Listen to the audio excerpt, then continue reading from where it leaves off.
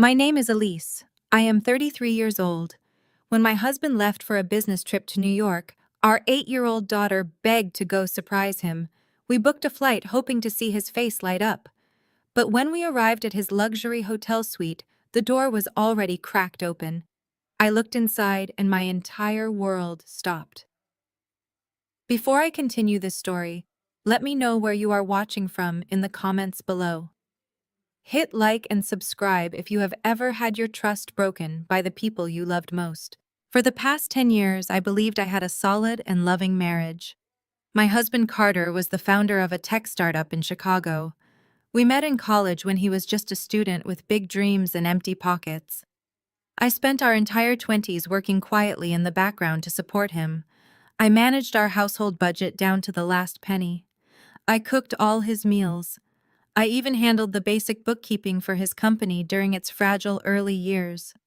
Carter always told me how much he appreciated my sacrifices. He called me his rock. His mother, Sylvia, had a very different perspective. She never missed an opportunity to remind me that I lacked ambition. She constantly made passive-aggressive comments about my plain clothes and my quiet lifestyle. She firmly believed that her son was a genius destined for greatness and that I was simply a heavy weight holding him back. I tolerated her cruelty because I loved Carter. I wanted our daughter Sophie to grow up in a peaceful and united family. I truly believed that my patience and dedication would eventually win Sylvia over. Last Thursday, Carter packed his expensive leather overnight bag for a crucial trip to Manhattan. His startup had been bleeding money for months. He was stressed and barely sleeping. He told me he was flying out to secure a massive round of funding from a major venture capital firm. He kissed my forehead at the door and promised that if this deal closed, our financial worries would be over forever. The next morning, Sophie woke up missing him terribly. She had drawn a colorful picture of our family and kept asking if we could give it to her father. Seeing her sweet and hopeful face gave me an idea. I quickly packed a small bag for us and booked 2 tickets on a midday flight to New York. I wanted to bring Carter his favorite artisan chocolates from a small bakery he loved in our neighborhood. I imagined the relief and joy on his exhausted face when he opened his hotel door to find his 2 favorite people waiting for him. The flight was smooth, and Sophie held my hand the entire way. We took a yellow cab from the airport directly to the luxury hotel in the heart of the city where Carter was staying. The lobby was breathtaking with its marble floors and massive crystal chandeliers. I asked the concierge for a spare key to Suite 714, explaining that I was Carter's wife, surprising him. Because my name was on his emergency contact list, the staff happily obliged. Sophie and I rode the elevator up to the 7th floor. The hallway was lined with thick crimson velvet carpet that absorbed the sound of our footsteps. I was smiling as we approached his room. I told Sophie to hold her drawing up high so it would be the first thing her father saw. When we reached Suite 714, I noticed the heavy oak door was already propped slightly open by an empty room service tray. Soft music and laughter drifted out into the quiet hallway. I thought perhaps Carter was watching a movie. I gently pushed the door a few inches wider, intending to peek inside before announcing our presence. Instead, I froze completely. The scene unfolding in the living area of the suite made my blood run absolutely cold. Carter was not alone. He was not poring over financial documents or pacing the floor in stress. He was standing by the floor-to-ceiling window clinking a flute of expensive champagne with Vanessa. Vanessa was the ambitious new vice president he had hired 6 months ago. She was wearing a silk dress and leaning deeply into my husband. But that was not the sight that shattered my reality. Lounging comfortably on the plush velvet sofa with a glass of wine in her hand was my mother-in-law, Sylvia. Just 2 days earlier, Sylvia had called me coughing weakly into the phone. She had claimed she was too ill with a severe flu to come over for our weekly family dinner. Yet here she was in New York looking perfectly healthy and laughing warmly at something Vanessa just said. I stood paralyzed in the shadow of the doorframe. I tightened my grip on Sophie's hand and gently pulled her behind me so she could not see inside. My heart pounded against my ribs as I listened to the people I considered family. Sylvia took a sip of her wine and sneered. "Are you sure the glorified calculator does not suspect anything?" Carter threw his head back and laughed loudly. He wrapped his arm around Vanessa's waist and kissed her bare neck. "Elise, He scoffed. She is too busy clipping grocery coupons and organizing my dry cleaning. She does not have the capacity to suspect anything. Vanessa traced a finger down his shirt collar. And what about the money, baby? Carter smiled a greedy and triumphant smile. As soon as the $10 million from Vanguard Capital clears on Friday, I am serving her the divorce papers. We will drain the joint accounts completely. Then you and I will take the startup public and leave her with absolutely nothing. Sylvia raised her glass in a toast. It is about time you dropped that dead weight, Carter. Vanessa is exactly the kind of sophisticated woman this family deserves. I stood in the hallway, listening to my entire life unravel. For 10 years, I had given Carter everything. I had endured his mother's endless insults. I had raised our daughter while he worked late nights building his dream. And his gratitude was a calculated plot to leave me destitute while he built an empire with his mistress and his mother cheering him on. I covered my mouth to stifle a gasp, but the tears did not come. Heartbreak did not consume me. Instead, a sudden and freezing wave of sheer clarity washed over my mind. Carter thought I was just a freelance virtual accountant scraping by on pennies. He thought my days consisted of balancing simple spreadsheets and folding his shirts. He believed I was completely ignorant of corporate finance and venture capital. He had absolutely no idea about the secret I had kept to protect our family from greed. When my late father passed away 5 years ago, he left me a modest inheritance. Carter assumed I had put it into a standard savings account for emergencies. He did not know that I had quietly funneled those funds into early-stage cybersecurity patents. He did not know that those patents had exploded in value, making me incredibly wealthy. And most importantly, Carter did not know that I was the anonymous sole managing partner of Vanguard Capital. Yes, Vanguard Capital. The exact same private equity firm that was currently reviewing his desperate plea for a $10 million lifeline. The very firm that was keeping his sinking company afloat. Carter thought he had secured his future by manipulating a faceless corporate entity. He had no idea that the final signature required to approve his massive wire transfer belonged to the wife he was planning to discard. I looked down at Sophie. She was looking up at me with confused and innocent eyes. I did not burst into the room. I did not scream or throw the artisan chocolates at them. Emotional reactions were what they expected from the weak and naive woman they thought I was. I quietly stepped back and let the heavy oak door close softly until it rested against the room service tray again. I took a deep breath and smoothed my daughter's hair. "Daddy had to leave for an emergency meeting, sweetie," I whispered, keeping my voice perfectly steady. "We are going to go back home now." I turned away from Suite 714 and walked back down the velvet hallway. With every step I took away from that room, my sorrow transformed into pure and calculated resolve. They thought they held all the cards. They thought they had orchestrated the perfect betrayal. They were about to learn a very painful lesson about underestimating the person who controls the purse strings. I took little Sophie by the hand and guided her back toward the elevator. The thick red carpet silenced our footsteps as we moved away from the suite. Sophie looked right up at me with her big brown eyes holding her colorful drawing against her chest. She asked why we were not going in to see Daddy. I knelt down to her level and forced a gentle smile, adjusting the collar of her jacket. I told her that Daddy had just sent me a message saying he had to rush out for a sudden emergency meeting. I promised her we would leave her drawing on his desk at home, so it would be a wonderful surprise when he returned. She accepted the lie with the easy trust of a child, and we rode the elevator down to the lobby in silence. The cab moved slowly through the Manhattan traffic, while Sophie sat beside me with her drawing pressed against her chest.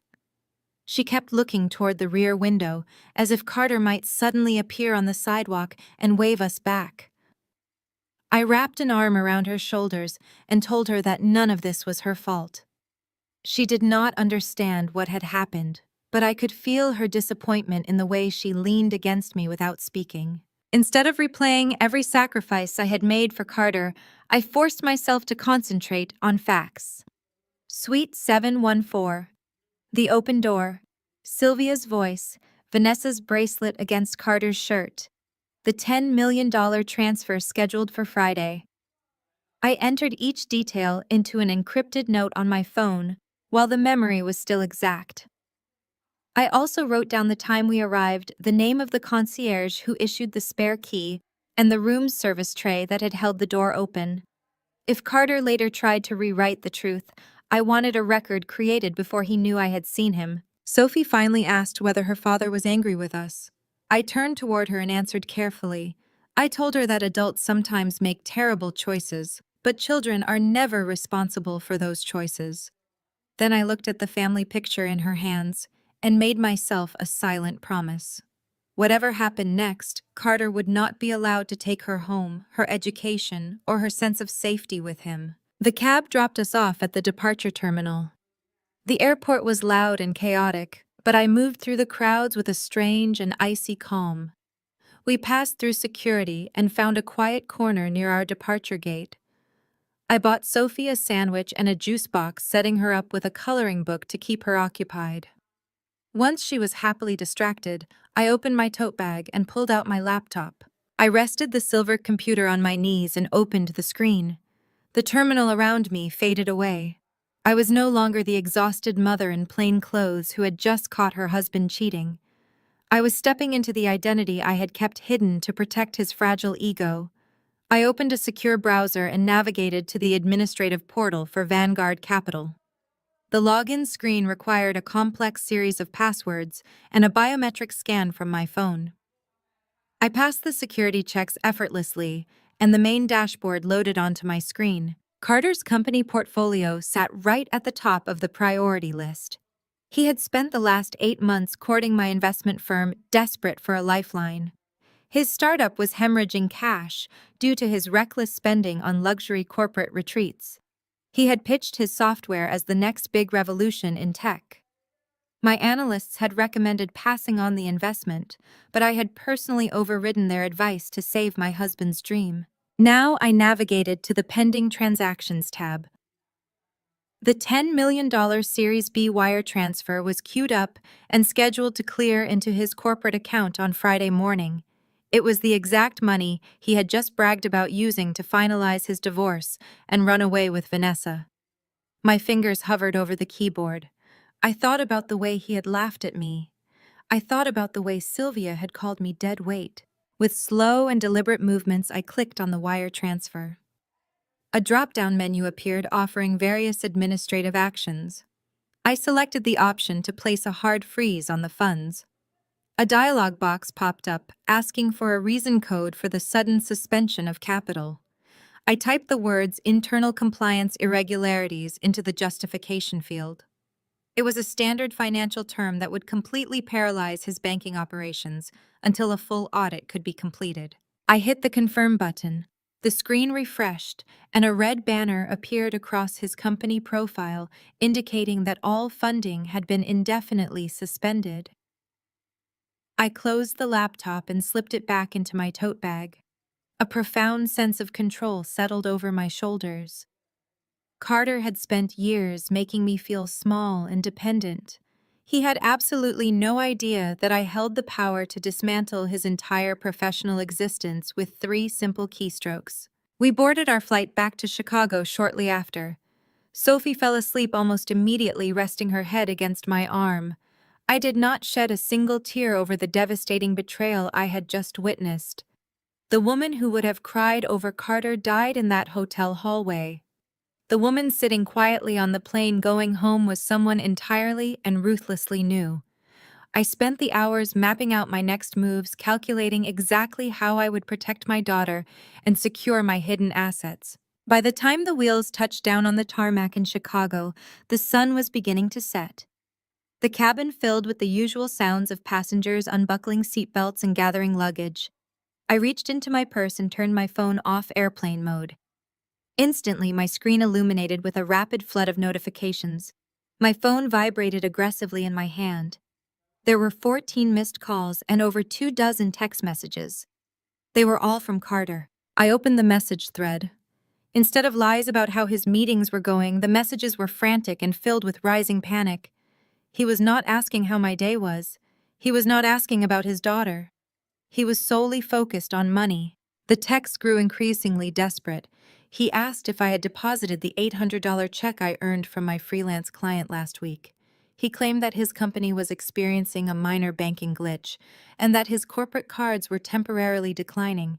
He said he needed my small paycheck transferred to his personal account immediately to cover a sudden hotel incidental charge. The irony was staggering. The man who had just mocked my pennies and bragged about a $10 million windfall was now begging his wife to surrender her meager earnings to pay for the hotel suite where he was entertaining his mistress. He was already feeling the financial freeze I had initiated. The minor banking glitch was the sound of his empire beginning to crack. I stood up and guided Sophie out of the airplane aisle. As we walked through the arrival terminal toward the baggage claim, I looked at the frantic text messages one last time. I could picture him pacing the luxurious hotel room, sweating through his expensive shirt, while Vanessa and Sylvia watched in confusion. I unlocked my phone screen and opened the keyboard. I took a deep breath, letting the satisfaction wash over me before typing my response. "No worries, honey. I will transfer it tomorrow." I sent the message and slipped the phone into my pocket. The game had officially begun. 2 days later, Carter returned to our Chicago home.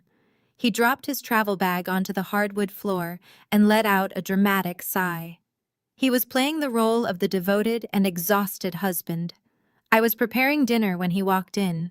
I went to greet him, playing my part flawlessly as the naive and loving wife. He pulled me into a hug and kissed my head. He smelled of his cologne, but beneath it there was a lingering trace of a floral perfume. I ignored the scent and asked how his meetings in New York had gone. Carter ran a hand through his hair with a practiced look of frustration. He told me the venture capital firm was playing hardball, causing delays with the paperwork. He assured me everything would be finalized soon. I smiled and told him how proud I was of his hard work. I served him dinner and listened to him complain about corporate bankers for an hour. He had no idea the person responsible for his frustration was sitting right across the table. The next morning, Carter left early, claiming he had to put out fires at the office. After dropping Sophie off at school, I returned to the quiet house. Sophie's school tuition was due. I made coffee and sat at the kitchen island, logging into our joint banking portal.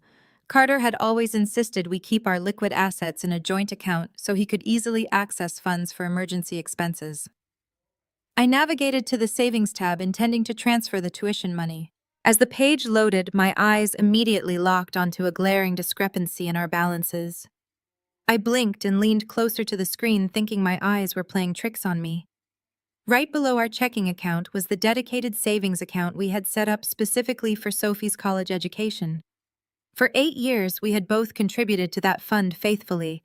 It had held exactly $60,000. Now the balance displayed on the screen was a bold and terrifying 0. My breath caught in my throat. I refreshed the browser, thinking it was an error. The number remained 0. I clicked on the transaction history. There was only one recent entry. Yesterday afternoon, while flying back from New York, Carter had initiated a wire transfer for the entire $60,000. He drained his own daughter's future without a word of discussion. I printed the transaction statement in the kitchen. He had not just betrayed me. He had stolen our child's security to fund his reckless lifestyle. I did not have to wait long for an explanation. Carter returned home that evening looking even more stressed. He tossed his keys onto the counter and grabbed a beer from the refrigerator. I stood by the kitchen island holding the printed bank statement. My voice was eerily calm as I asked him why Sophie's college fund was completely empty.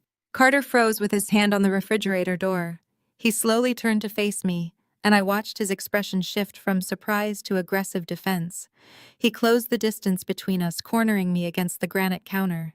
He did not look guilty. He looked furious that I dared to question him. "It is a temporary corporate tax hold, Elise." He snapped, his voice loud and condescending. "The IRS flagged our early filings, and I had to secure the capital to prevent the company accounts from being frozen." I held my ground. "You took $60,000 from your daughter without asking me first," I stated, keeping my tone steady. "That money was not for your business taxes." Carter slammed his hand down on the counter. "If you actually understood how high-level finance worked instead of doing basic data entry, you would not be nagging me about this," he shouted, leaning close to my face. "I am carrying the weight of this entire family on my shoulders. I am trying to build an empire for us, and you are suffocating me over a temporary transfer. The money will be back in the account next week once the venture capital funding clears. Stop acting like a paranoid housewife and let me handle the business." He snatched his beer and stormed out, leaving me standing alone with the useless piece of paper. He was gaslighting me with such conviction that a few weeks ago I might have believed him. I might have apologized for doubting his genius. But I knew the venture capital funding was never going to clear. I knew the IRS had not flagged his accounts. He was lying straight to my face with terrifying ease. Later that night, after Carter fell asleep, I gathered his clothes and carried them down to the laundry room. I checked the pockets of his wool coat before putting it in the washing machine. My fingers brushed against a thick piece of glossy paper shoved deep inside. I pulled it out under the harsh fluorescent light. It was a high-end real estate brochure for a stunning luxury condo located right in the heart of downtown Chicago. The asking price was $1.5 million. Clipped to the front was a small, yellow sticky note. The handwriting was elegant and undeniably feminine. I stared at the words written in blue ink. Deposit cleared. See you at home, baby. Vanessa. The pieces of the puzzle slammed into place. There was no corporate tax hold. Carter had stolen the $60,000 from his daughter's college fund to pay the cash deposit on $1 million love nest for his mistress. He was using the money we had saved for Sophie's education to secure a luxury downtown apartment where he and Vanessa could live after he served me with divorce papers. He had screamed at me about building an empire while actively buying a home with another woman using my child's money. I stood in the laundry room staring at the sticky note until the words blurred together. I did not cry. I did not scream.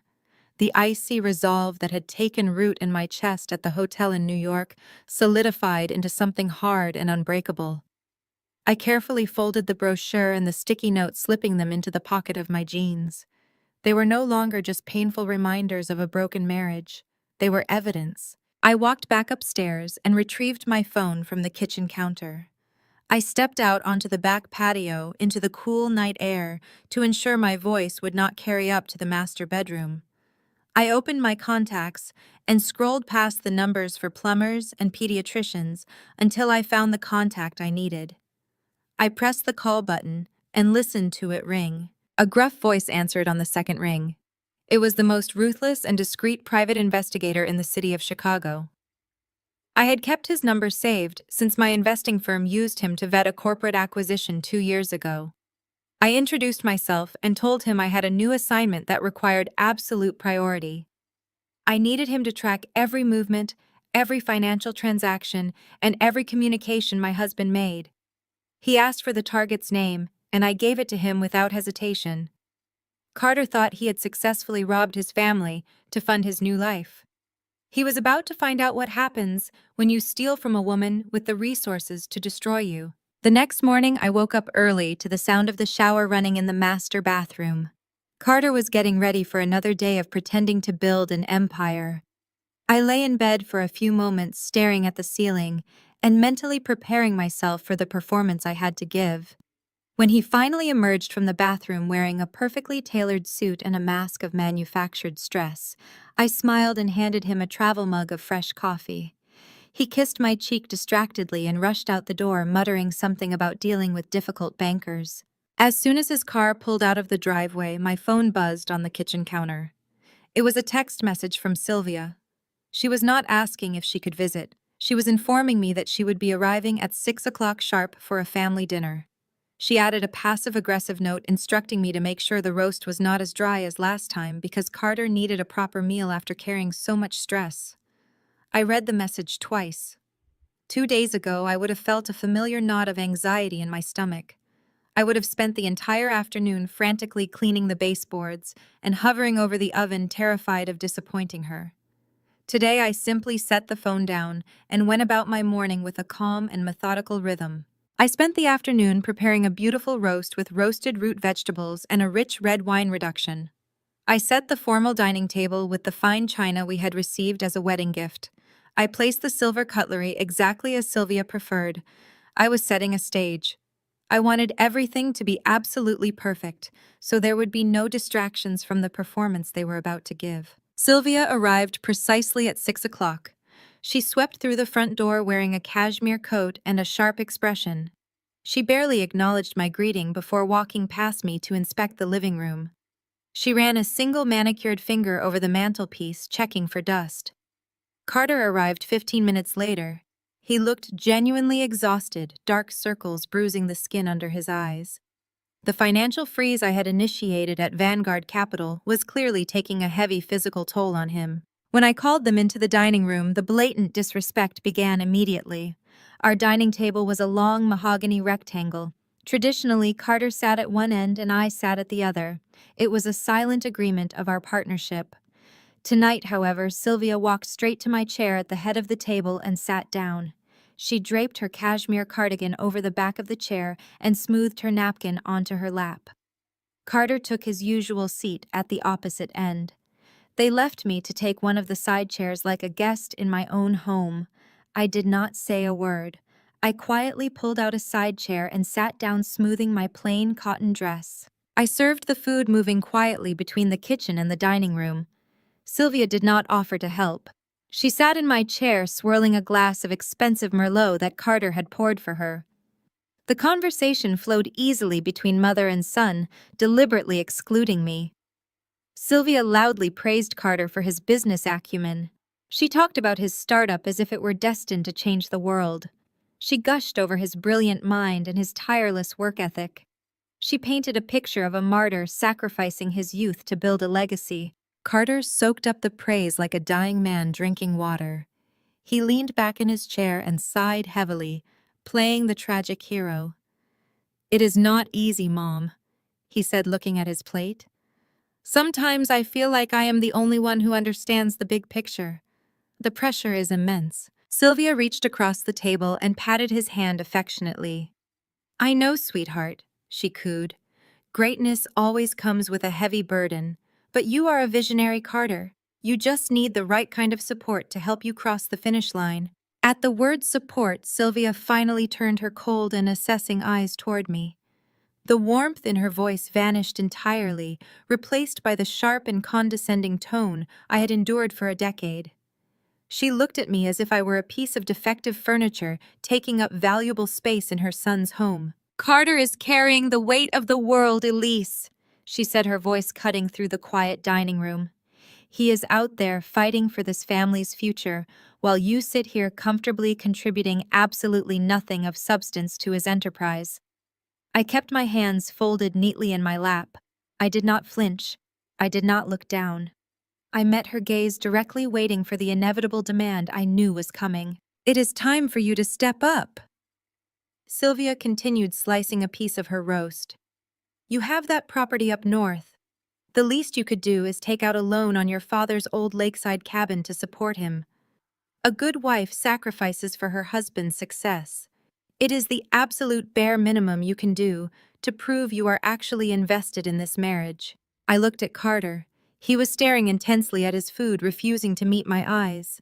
He had clearly orchestrated this entire conversation. He was too cowardly to demand my inheritance directly, so he had brought his mother in to act as his enforcer. They honestly believed they could bully me into handing over the only thing my father had left me. They thought I was weak enough to fold under Sylvia's vicious pressure. I reached for my crystal water glass. I took a slow and deliberate sip, letting the silence stretch out until the tension in the room became almost suffocating.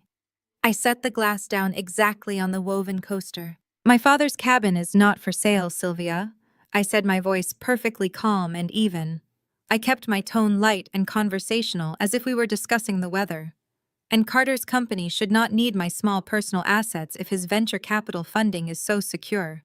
He told me just yesterday that his big deal in New York was a guaranteed success." Carter's head snapped up. His face drained of color at the mention of his funding. A flash of pure panic crossed his features before he quickly masked it with a scowl. Sylvia scoffed loudly, waving her hand in the air to dismiss my logic. She looked at me with an expression of profound pity, as if I were a simpleton incapable of grasping basic concepts. Well, he needs it now because some incompetent executive at Vanguard Capital froze his funding over a ridiculous paperwork error. Sylvia snapped, dropping the bombshell with absolute disgust. Carter is a genius, but he is being held hostage by bureaucratic red tape. The bank requires additional collateral to issue a bridge loan while they sort out the mess that Vanguard created. You need to go to the bank tomorrow morning and sign the deed over to Carter's holding company. She reached into her designer handbag and pulled out a thick manila folder.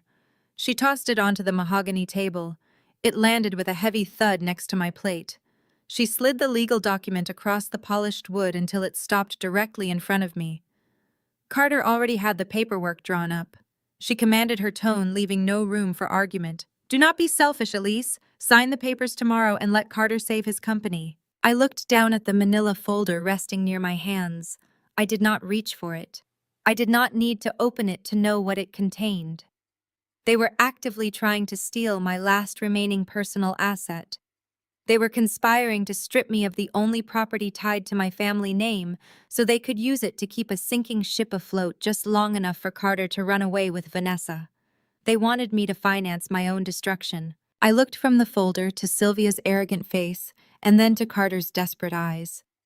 I felt a slow and chilling smile forming in my mind. They had no idea that the incompetent executive at Vanguard Capital, who froze his funding, was the very same woman sitting at this table. They had no idea that the simple lakeside cabin they wanted to steal was sitting on land worth millions. I nodded slowly, playing my part to absolute perfection, while the trap I was building grew tighter around them. The next morning, the heavy atmosphere of the dinner still lingered in the house. Carter left before the sun was fully up, claiming he had emergency meetings with his legal team to bypass the Vanguard Capital freeze. He did not kiss me goodbye. He simply grabbed his briefcase and slammed the front door. I went through the motions of a normal morning. I made pancakes for Sophie. I braided her hair and walked her to the bus stop at the corner of our street. The crisp morning air felt refreshing against my face. I walked back to the house, enjoying the quiet neighborhood. When I stepped through the front door, I noticed something immediately wrong. I had left the security alarm unarmed because I was only gone for 10 minutes, but the heavy oak door leading to my private home office was slightly ajar. I always kept that door locked. Always. Carter never bothered to go in there because he assumed it was just filled with coupons and knitting patterns. My heart beat a little faster as I crossed the foyer. I pushed the door open completely and stood in the threshold. Sylvia was standing behind my desk. She had bypassed the simple lock on the door with a credit card, a trick she used to brag about doing when Carter was a teenager. Now she was using it to violate my sanctuary. The drawers of my mahogany filing cabinet were pulled open. Stacks of my personal paperwork were scattered across the floor. She was aggressively flipping through a pile of tax returns and utility bills, her perfectly manicured fingers tearing at the edges of the paper. She did not look embarrassed when she heard me gasp. She just looked annoyed that I had interrupted her search. I asked her exactly what she thought she was doing in my private office. Sylvia dropped a stack of papers onto my desk and glared at me with absolute contempt. She did not offer a single word of apology for breaking into my room. She crossed her arms over her chest and lifted her chin. Carter is facing a massive payroll crisis, Elise, she demanded, her voice sharp and echoing in the small room. He needs that bridge loan by tomorrow, or his employees are going to walk out. Give me the deed to the lakeside cabin right now. You are too ignorant to understand what is at stake here. You are going to ruin my son over your petty stubbornness. I stepped fully into the room and closed the door behind me. I looked at the mess she had made of my files. She was frantically searching for a piece of paper she believed would solve all of Carter's problems. She thought the cabin was just a quaint little vacation home. When my father passed away, he left me a simple log cabin sitting on 40 acres of undeveloped land near the lake. For years, Carter mocked the property, calling it a useless mosquito trap. He had refused to even visit it because it lacked luxury amenities. What neither Carter nor Sylvia knew was what I had been doing with that land over the past 4 years. Through my anonymous limited liability company, I quietly petitioned the county for a commercial rezoning. I spent countless hours negotiating with civil engineers and city planners. The area around the lake had recently been slated for a massive upscale retail and residential development. My 40 acres sat squarely in the center of the proposed expansion. I had already secured the preliminary contracts for the development rights. That modest little mosquito trap was no longer a rustic getaway. It was prime commercial real estate. According to the latest independent appraisal, the land was valued at over $25 million. Carter and Sylvia were trying to steal it, thinking they could flip it to a private lender for a few $100,000 to cover his failing startup. They were trying to steal a fortune they did not even comprehend to buy a luxury condo for his mistress. I walked around the desk and calmly began picking up the scattered papers. I did not raise my voice. I did not show her the fury boiling inside my chest. I looked Sylvia right in the eyes and told her that she needed to leave my house immediately. Sylvia let out a harsh and mocking laugh. "You really are a foolish woman," she spat, stepping closer to me. "You think you can just say no to us? Carter is legally entitled to manage the assets in this marriage. If you do not hand over the physical deed right now, he will just have the courts force the transfer. You are making a huge mistake, Elise." I opened the door and gestured toward the hallway.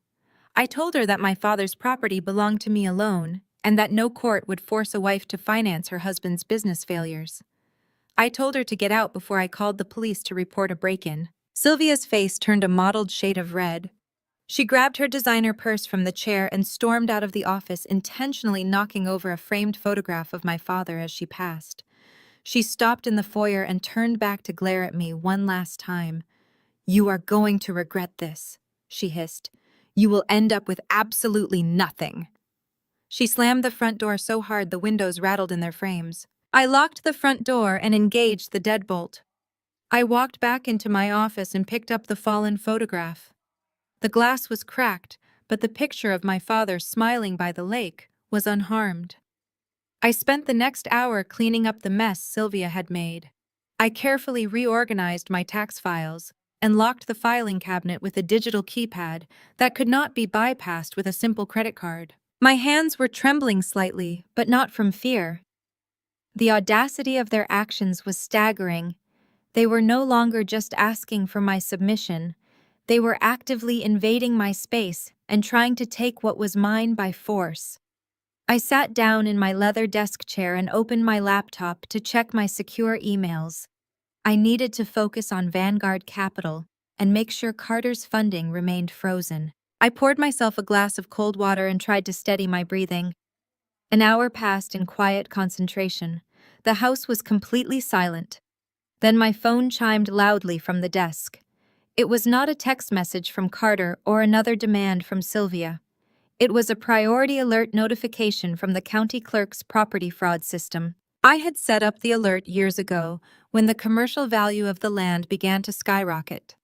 It was a standard precaution for high-net-worth investors to protect their assets from fraudulent transfers. I tapped the notification on my screen and opened the secure portal. My heart slammed against my ribs as I read the digital alert. The message stated that a new legal document had just been submitted for processing regarding the 40 acres of lakeside property registered in my name. I clicked on the attached scan of the submission. It was a quitclaim deed. The document relinquished my ownership rights and transferred the property to a holding company controlled by Carter. I scrolled down to the bottom of the scanned page. There, on the signature line, was my name. It was signed in blue ink, perfectly mimicking the loop of my handwriting. Carter spent years watching me sign birthday cards and write checks. He knew exactly how I crossed the letters and looped the vowels in my name. He had used that intimate knowledge to commit a federal crime against his own wife.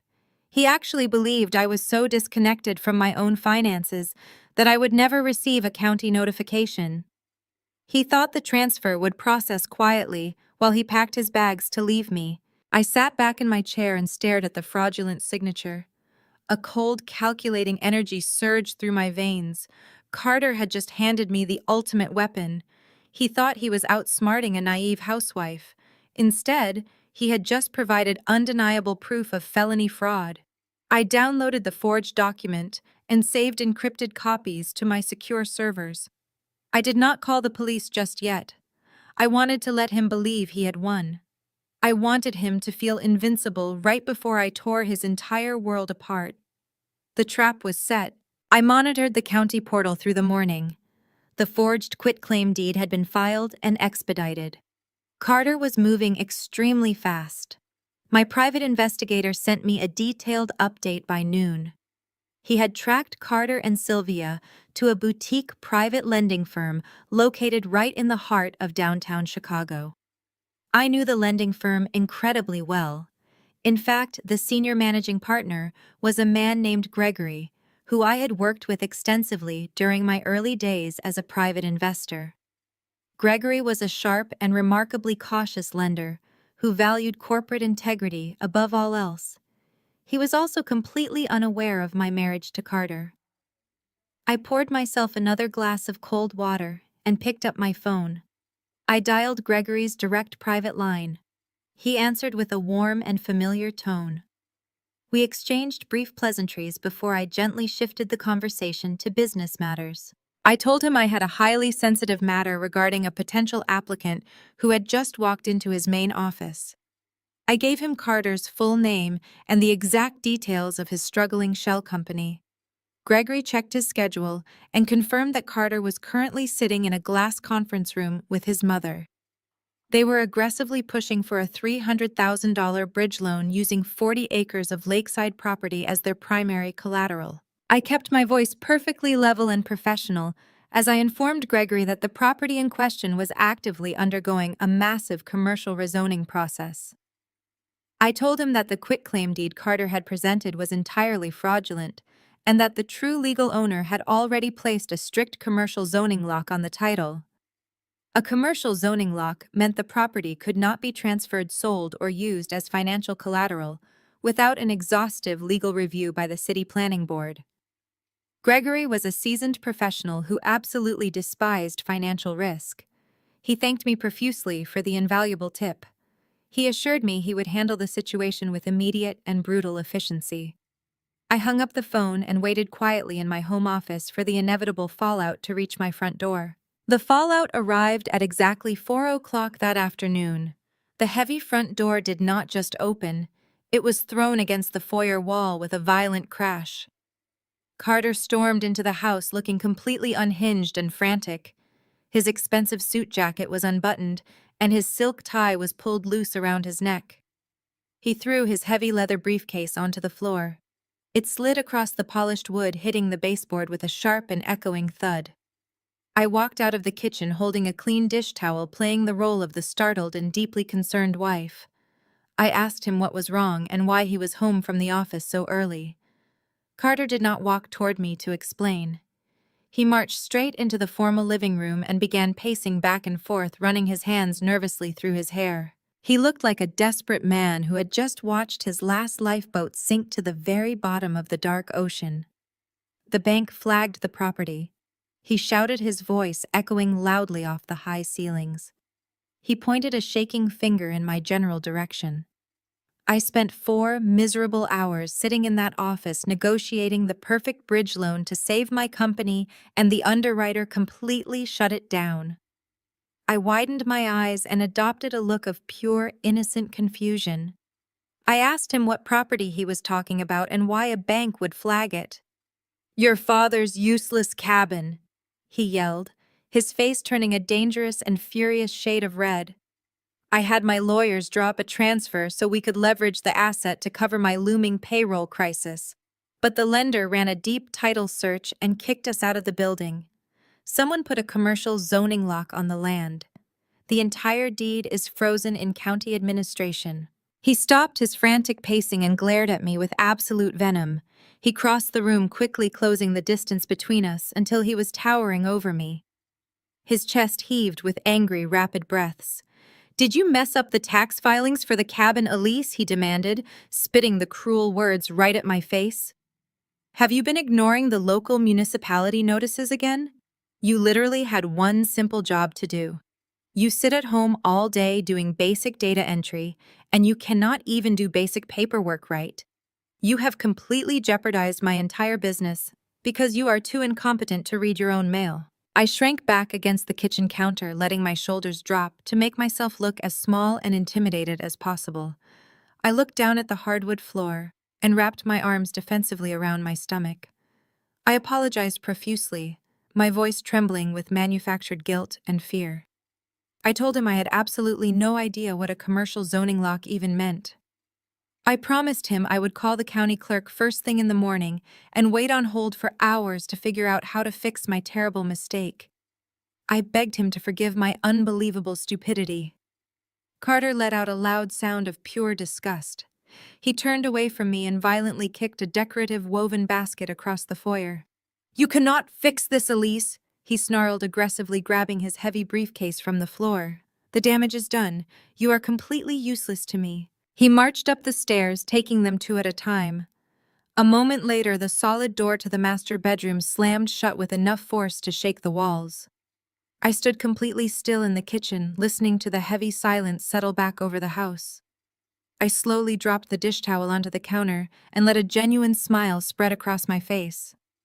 He actually believed I was just an idiot who had accidentally triggered a massive municipal zoning restriction through sheer negligence. He was so blinded by his own massive arrogance that he could not see the brilliant trap closing around his throat. I walked back to my home office and sat down at my desk. My phone buzzed softly against the mahogany surface. It was a secure text message from my private investigator.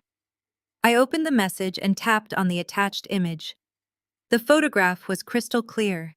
It had been taken from across the street of a trendy coffee shop downtown. Through the large glass window, I could clearly see Carter and Vanessa. They were not kissing like they had been in the hotel suite in New York. They were engaged in a vicious screaming match. Vanessa was leaning over a small cafe table with her face contorted in rage. Carter was clutching his head in his hands, looking absolutely miserable. The private investigator included a detailed caption beneath the photograph. Vanessa had just received a devastating phone call from her real estate agent. Because Carter had failed to secure the bridge loan, the massive cash deposit for her luxury downtown condo had bounced. The seller was legally pulling the condo out of escrow. Without my money padding his pockets, Carter was just a desperate man drowning in debt. The pressure of the impending bankruptcy was actively cracking their romantic alliance. They were turning on each other exactly as I had planned. That private fracture gave me the opening I needed. The following morning, the atmosphere in our home was thick with an undeniable and suffocating tension. Carter did not sleep at all that entire night. He spent the entire night pacing the floor of his home office, making hushed and frantic phone calls that went straight to voicemail. I lay in bed listening to his muffled curses and the sound of his fist hitting the desk.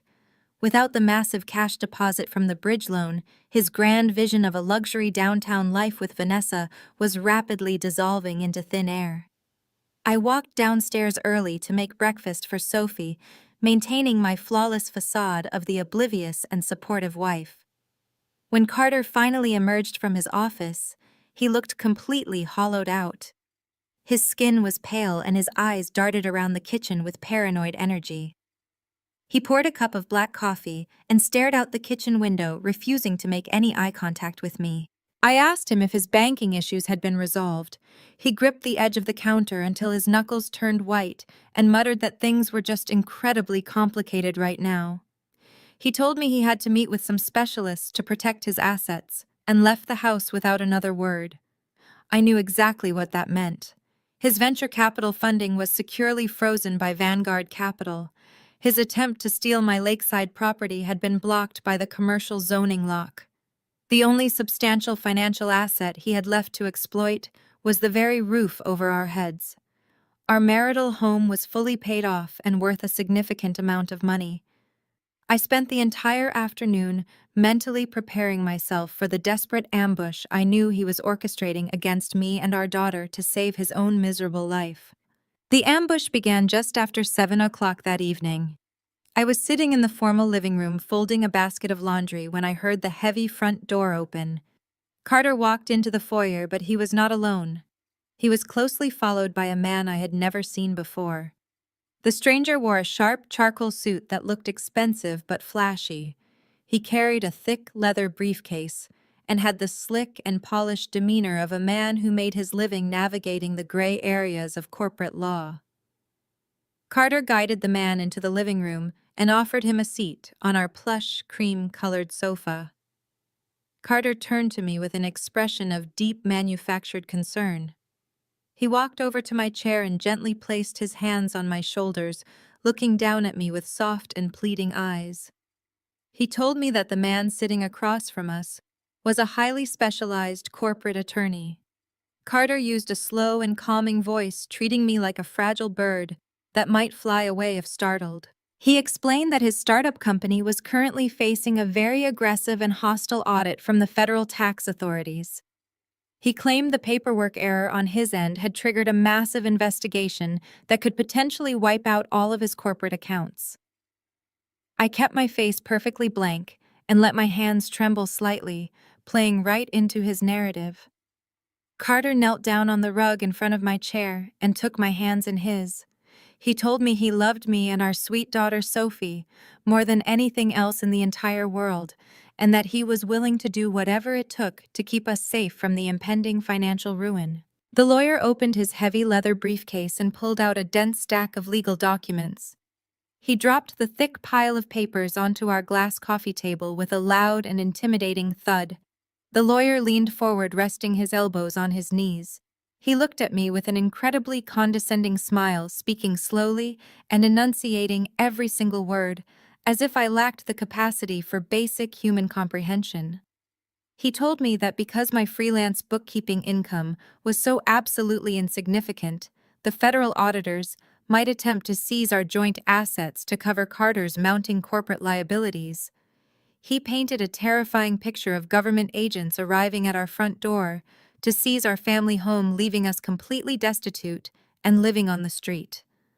The lawyer then pointed a polished pen at the massive stack of papers.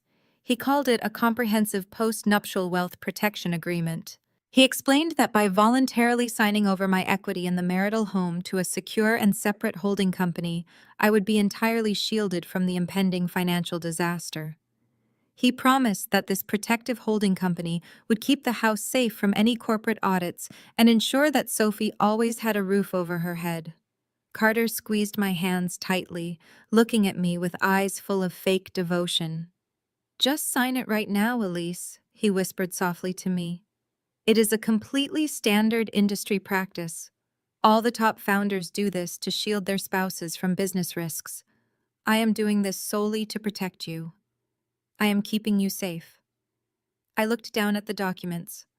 I did not need to read the tiny fine print to know that the holding company listed on the paperwork was a shell corporation entirely owned and operated by his mistress Vanessa.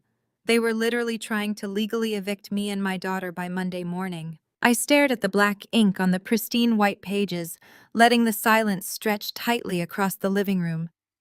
Carter pushed the polished silver pen toward my fingers, expecting me to blindly surrender everything I owned out of pure devotion and fear.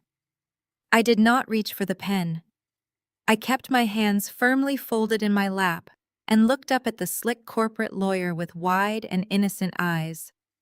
I let a small nervous sigh escape my lips.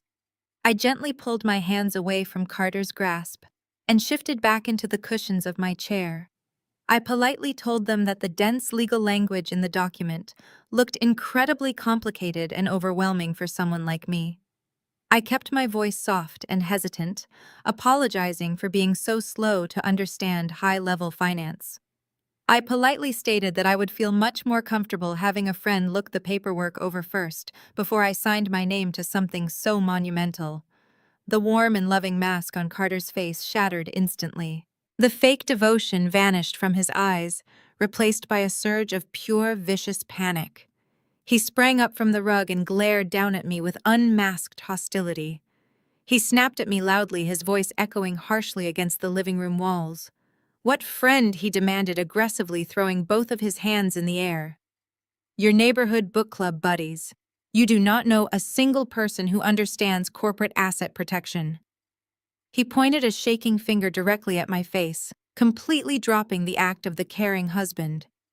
You have exactly 24 hours to sign this document, Elise. If you do not sign it by tomorrow night, I cannot protect you from total bankruptcy, and you will lose everything. The lawyer gathered his things in tense silence while Carter glared at me, breathing heavily. They had absolutely no idea that I had just secured the very evidence I needed to destroy them. The heavy mahogany front door clicked shut behind the slick corporate lawyer, leaving our spacious Chicago home completely silent. The sound echoed briefly in the large foyer before fading away into nothing. Carter grabbed his briefcase and stormed upstairs, locking the master bedroom door behind him. He honestly believed his aggressive deadline would break my spirit. I did not panic. I calmly picked up the thick stack of papers from the glass coffee table. I walked down the hall to my private home office and turned on my document scanner. I fed the entire stack into the machine, digitizing every single page in high resolution. I opened my secure email server on my laptop. I attached the digitized file and typed a brief message to a man named Bradley. Bradley was the most feared and ruthlessly effective divorce litigator in Chicago. My exclusive private wealth management firm kept him on a very expensive permanent retainer, just in case my anonymous corporate identity ever required absolute and immediate high-level legal protection. I sent the email and sat back in my chair. My private phone rang exactly 10 minutes later. Bradley spoke with a dark and serious tone. He told me he had just finished reading the dense legal language buried deep within the paperwork Carter had presented. He confirmed my suspicions. He told me the document was a complete and total transfer of my rightful marital assets and every single penny of my equity in our home to an offshore shell company designed to hide stolen money.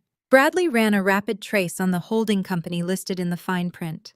The sole proprietor of the shell corporation was Vanessa. Carter was actively manipulating me into signing my own home over to his mistress. Bradley explained that if I had signed that paper tonight, Carter and Vanessa would have the legal authority to evict me and Sophie by Monday morning. They were trying to leave us completely homeless and destitute. I felt a cold wave of disgust wash over me. The true depth of Carter's betrayal was no longer just greedy but deeply and undeniably malicious. I told Bradley that I was ready to proceed with our contingency plan. We spent the next 4 hours drafting a devastating divorce petition. We strategically embedded a series of invisible financial traps throughout the legal filings. The moment Carter attempted to move corporate money or finalize his venture capital funding, the traps would trigger. We built a legal snare that would wrap around his neck the second he tried to run. The next afternoon, I had to push my anger aside and maintain my daily routine. Sophie had a Parent-Teacher Association fundraiser at her elite private school.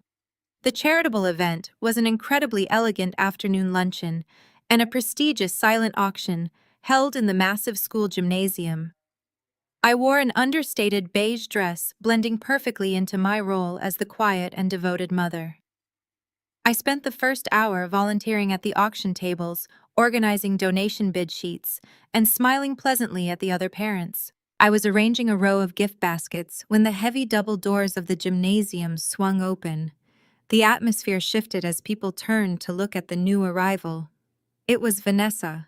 She had absolutely no reason to be at my daughter's school, but she walked in with supreme arrogance. She wore a brand new designer trench coat and looked around the crowded gymnasium with a sickeningly smug expression, deliberately making sure every single mother in the room noticed her incredibly expensive clothing. My eyes scanned her outfit and stopped abruptly at her right wrist. A flash of brilliant light caught my attention. She was wearing a thick diamond tennis bracelet. The breath caught in my throat as I recognized the distinct antique setting. It was my late grandmother's diamond bracelet. It was a cherished family heirloom that Carter claimed was lost during our move 5 years ago. He coldly stole my beloved grandmother's irreplaceable jewelry and happily gifted it to the very woman who was actively trying to destroy my family. A fresh surge of adrenaline pumped through my veins. I kept my face completely blank as Vanessa spotted me across the room. She walked confidently toward the silent auction tables, her heels clicking loudly against the polished floor. She stopped directly in front of me and looked me up and down with obvious disdain. She leaned across the table, her voice dripping with condescension. She told me Carter mentioned I was being stubborn about the post-nuptial agreement. She smiled a cruel smile, telling me I really needed to sign the paperwork today. She callously said a simple and uneducated woman exactly like me would not survive long in the harsh real world once Carter finally left me for good. She suggested I step aside and let the adults handle the complicated business matters. I did not raise my voice or cause a scene in front of the mothers beginning to stare. I simply smiled back at her and looked directly at the stolen diamonds sparkling on her wrist. I told her she was wearing beautiful jewelry.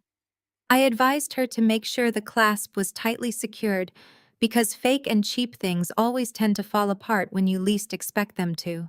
Vanessa's arrogant smile completely vanished.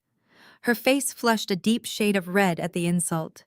She glared at me and scoffed, turning on her heel and marching away. She headed straight toward the catered beverage bar to order an expensive glass of champagne and show off for the wealthy mothers. She pulled a shiny corporate credit card out of her designer handbag to pay for a massive round of drinks. I watched her lean against the bar, laughing loudly. I calmly stepped out into the quiet school hallway and pulled my phone from my pocket. I opened my secure banking application. The corporate credit card Vanessa was holding belonged to Carter's startup company. That specific corporate account had originally been secretly underwritten by my anonymous limited liability company many years ago. Because I was the silent underwriter, I still held the ultimate administrative authority over every card attached to that account. I navigated to the Employee Card Management tab. I found Vanessa's name on the active roster. I pressed the red button labeled Revoke and Freeze. Through the glass windows of the gymnasium doors, I watched the scene unfold with absolute satisfaction. The bartender swiped Vanessa's shiny corporate card through the payment machine. The machine beeped loudly, displaying a bright red declined message. Vanessa frowned and waved her hand, telling him to run it again. He quickly swiped it a second time. Declined. The other mothers standing around the bar stopped laughing and began to stare at her. Vanessa's face turned pale as she frantically dug through her purse for a second card. The bartender swiped that one as well. Declined. The mothers began whispering to each other, covering their mouths to hide their amusement. Vanessa looked completely humiliated, standing in her stolen diamonds, unable to pay for simple drinks. She grabbed her purse and practically ran out the side door of the gymnasium, furiously dialing her phone. Exactly 30 seconds later, my own phone vibrated in my hand. It was Carter. I answered the call and held it to my ear. He was hyperventilating on the other end of the line, his voice completely frantic. He told me all the corporate credit cards were locked, and the bank claimed the anonymous underwriter pulled all financial backing. He begged me to wire my small emergency savings to his personal account right now so he could pay his vendors. I listened to his desperate and pathetic pleading. I did not say a word. Instead of answering him, I looked at the beautiful blue sky shining softly through the tall school windows and took a deep and very relaxing breath of fresh air. I simply lowered the phone from my ear and pressed the red button to permanently end the call. When I returned to the gymnasium, Vanessa was gone. The bartender was quietly collecting the untouched champagne flutes while the other mothers pretended not to stare at the side door through which she had fled. I resumed arranging the auction sheets as if nothing unusual had happened. The only visible sign of the confrontation was a small tremor in my fingers when I straightened the final stack of bid forms. A few minutes later, the school photographer approached me. She had been taking candid pictures for the Parent Association newsletter and had unknowingly captured several clear images of Vanessa standing at the bar. In every photograph, my grandmother's bracelet was visible on her wrist. I asked the photographer to send me the original high-resolution files because I wanted a copy of the event for Sophie's scrapbook. She agreed without hesitation. Those photographs would establish that Vanessa possessed stolen property on a specific date and at a specific location. Carter had spent years assuming that domestic theft would never matter because I would be too embarrassed to report it. He had mistaken my silence for the absence of evidence. Sophie ran into the gymnasium when her class was dismissed. She threw her arms around my waist and proudly showed me the paper flower she had made for the fundraiser. For one painful second, I imagined her discovering the truth through a classmate or an online headline. Carter was not merely destroying a marriage. He was creating a public disaster that could follow our daughter through school for years. I knelt beside her and told her we were going to spend the evening together. Her face brightened immediately. That simple reaction reminded me what the next phase of my plan had to protect. Revenge could wait. Sophie's emotional safety could not. On the drive home, I called the school administration and quietly changed the authorized pickup list. Carter remained her legal father, but no assistant colleague driver or member of Sylvia's household would be permitted to remove Sophie from campus without my direct verbal confirmation. I also requested that the school counselor keep an eye on her for any signs of stress. I did not explain the entire situation. I simply said our family was entering a difficult legal transition and that discretion was essential. Bradley called before I reached the house. The emergency divorce petition had been filed under seal and assigned to a judge, known for moving quickly when children and hidden assets were involved. The court had not yet served Carter, but the preliminary preservation orders were already active. He could not legally sell the house, liquidate major marital property, or move funds out of the country without creating an immediate record for the court. Bradley warned me that the orders would not physically prevent every desperate act. They would simply turn any new attempt into stronger evidence. I told him about the stolen bracelet and the photographs from the school event. He asked whether I still had the original appraisal and insurance schedule. I did. The bracelet had been insured separately because it was an antique piece with a documented family history. Bradley instructed me to upload the appraisal, the old photographs of my grandmother wearing it, and Carter's written claim that the moving company had lost it. Together, those records would prove that the bracelet had not been a casual gift purchased for Vanessa. It had been removed from my property and concealed for years. When I arrived home, I took Sophie upstairs and helped her change into comfortable clothes. We ordered noodles from her favorite restaurant and built a blanket tent in the family room. She chose an animated movie and fell asleep before the ending with her head in my lap. I watched her breathing slow while my laptop rested closed on the coffee table beside me. I had spent years believing that keeping a family together was always better than breaking it apart. Looking at Sophie that evening, I finally understood that a household built on intimidation and fraud was not a safe family. It was only a carefully decorated danger. After carrying her to bed, I entered my office and opened the encrypted evidence archive Bradley had created. I uploaded the school photographs, the insurance documents, the forged quitclaim deed, the college fund statement, the condominium brochure, and the post-nuptial agreement. Each file received a date, a source, and a short factual description. I avoided emotional language. A judge did not need to know that the bracelet had made me cry when I was a child, because my grandmother wore it every Christmas. The court only needed a clean chain of ownership and proof that Carter had taken it. My private investigator called just after 9. He had followed Vanessa from the school to a rented storage facility on the west side of the city. Carter met her there in a company vehicle. They spent 40 minutes moving banker boxes, 2 desktop computers, and several sealed equipment cases from the vehicle into a private unit registered under Vanessa's shell company. My investigator had photographed the license plates, the unit number, and the facility entrance. He could not legally enter the unit, but the timing was significant.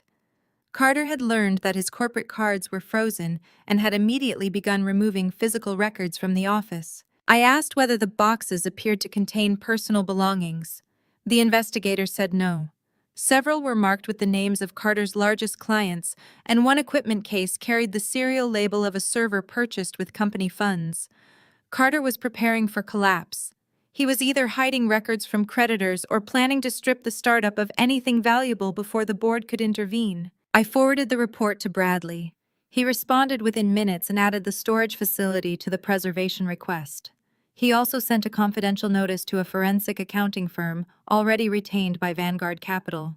The accountants would not contact Carter yet. They would quietly preserve copies of the company's cloud records, vendor invoices, payroll reports, and access logs before he could delete them. Every move remained invisible from his side.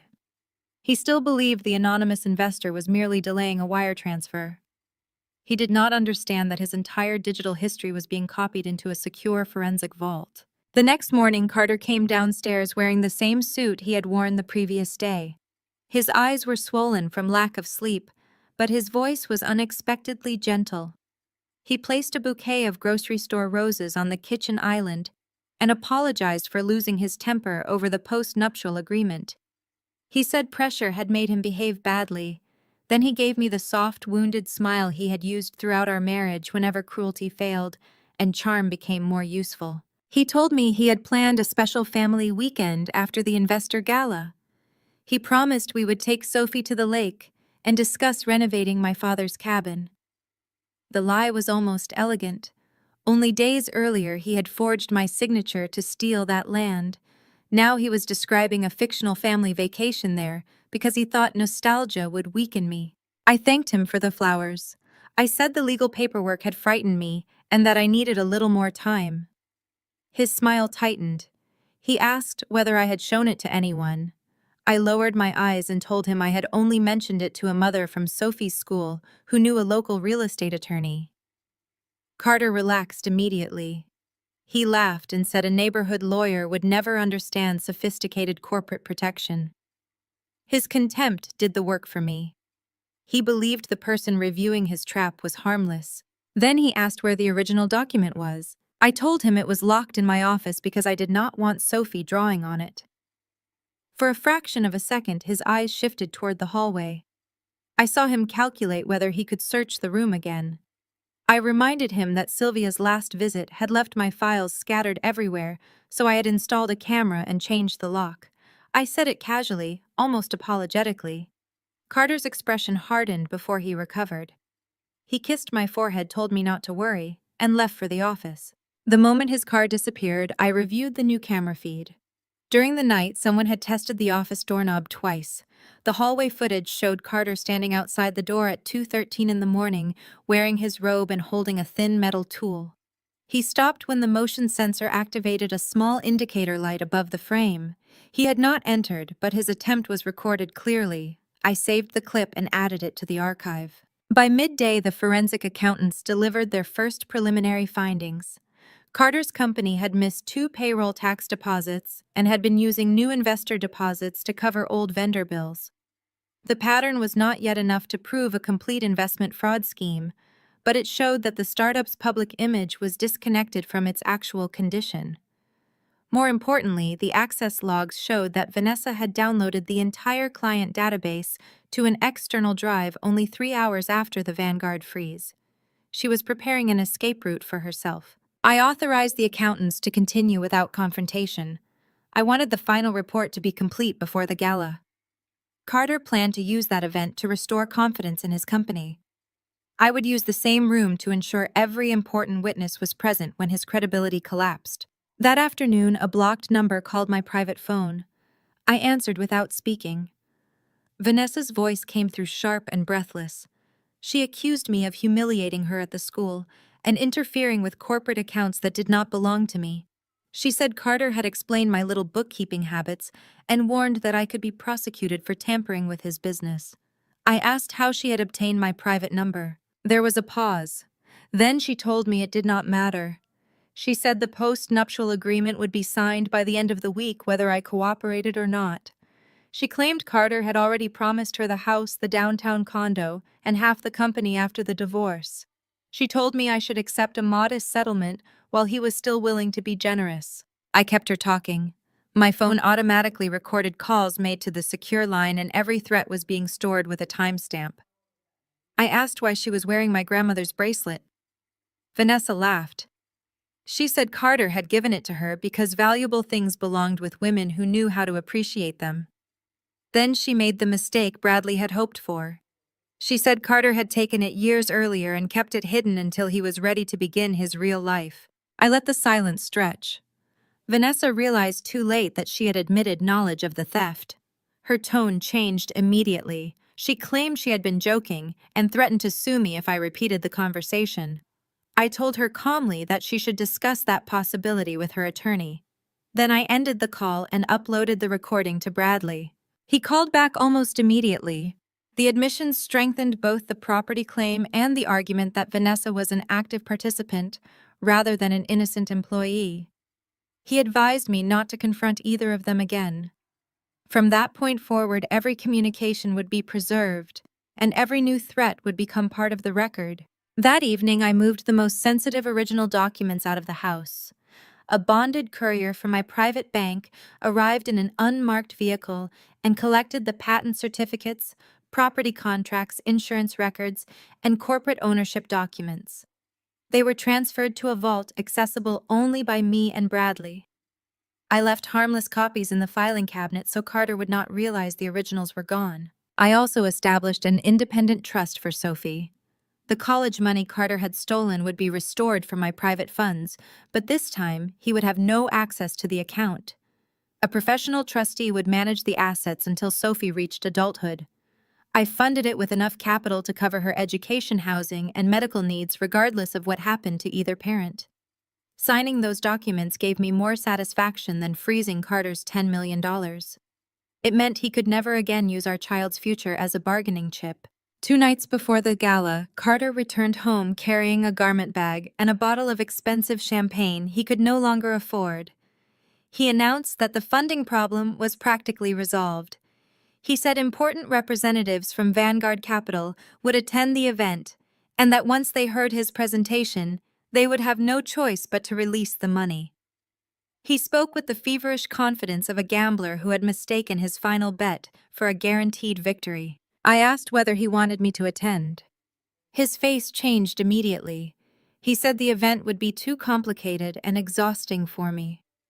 He suggested I stay home with Sophie and avoid embarrassing myself around sophisticated investors.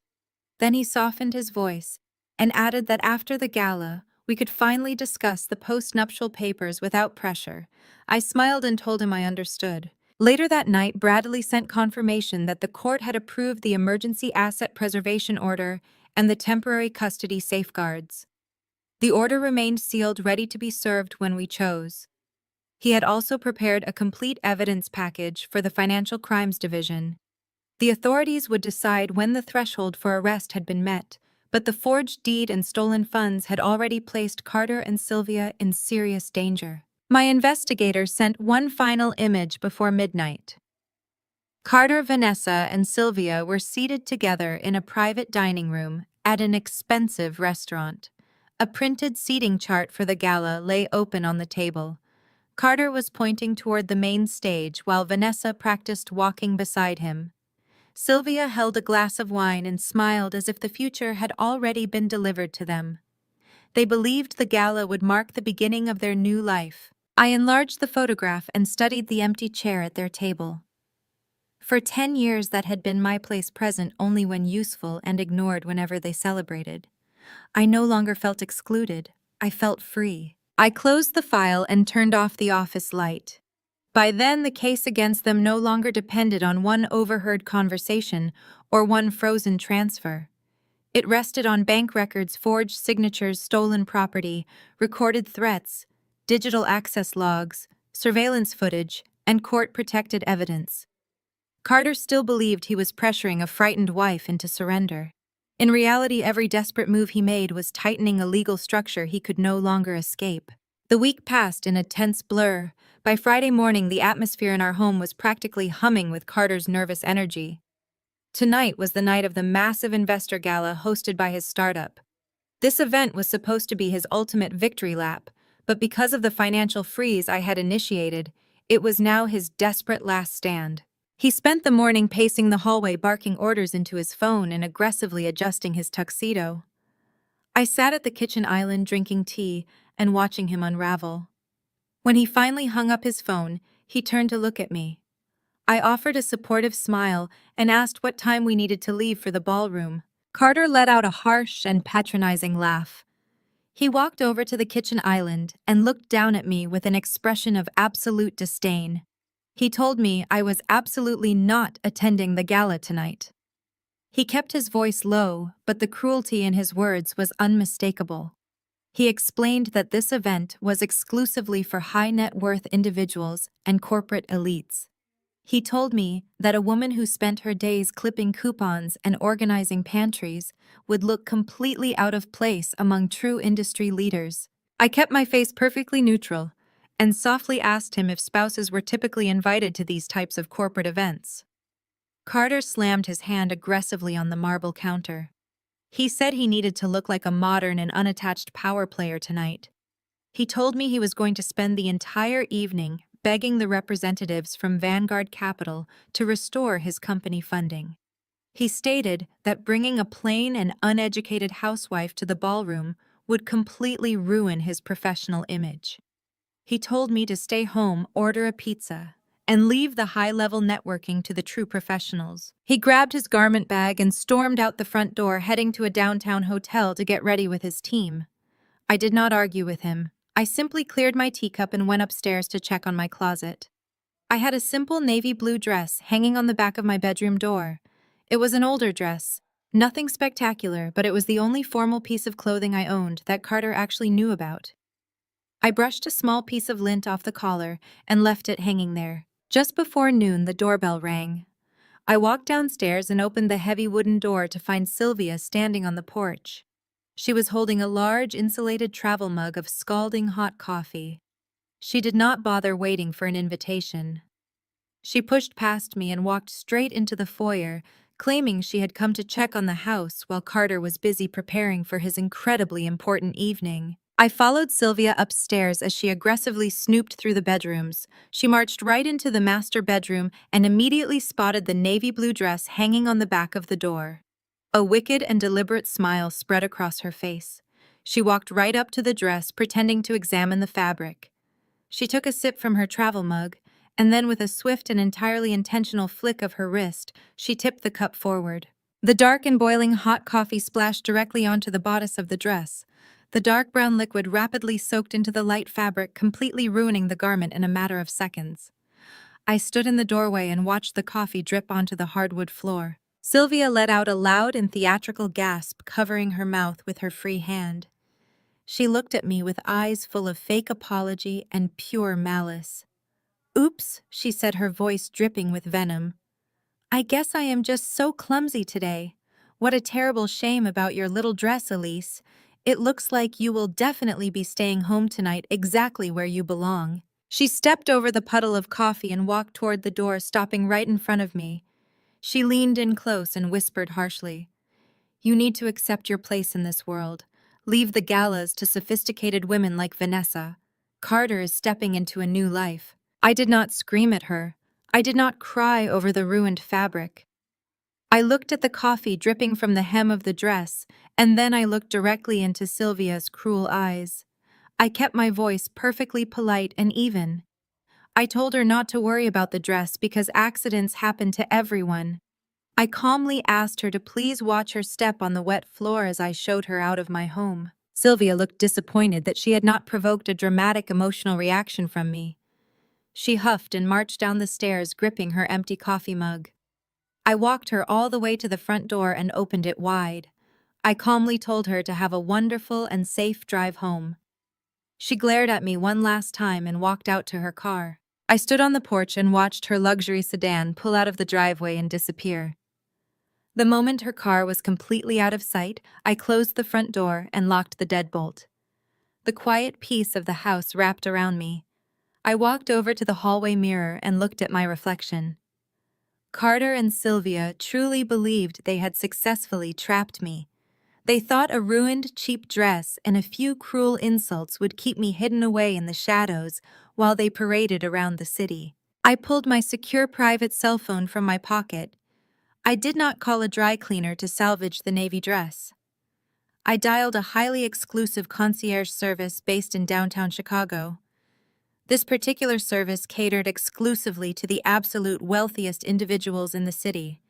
The woman who answered the phone recognized my voice immediately, having assisted me with private corporate styling for my anonymous business trips to Europe over the past 3 years. I kept my request brief and highly specific.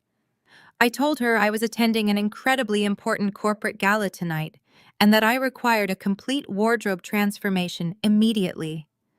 I gave her my measurements and told her I wanted something elegant, powerful, and absolutely unforgettable.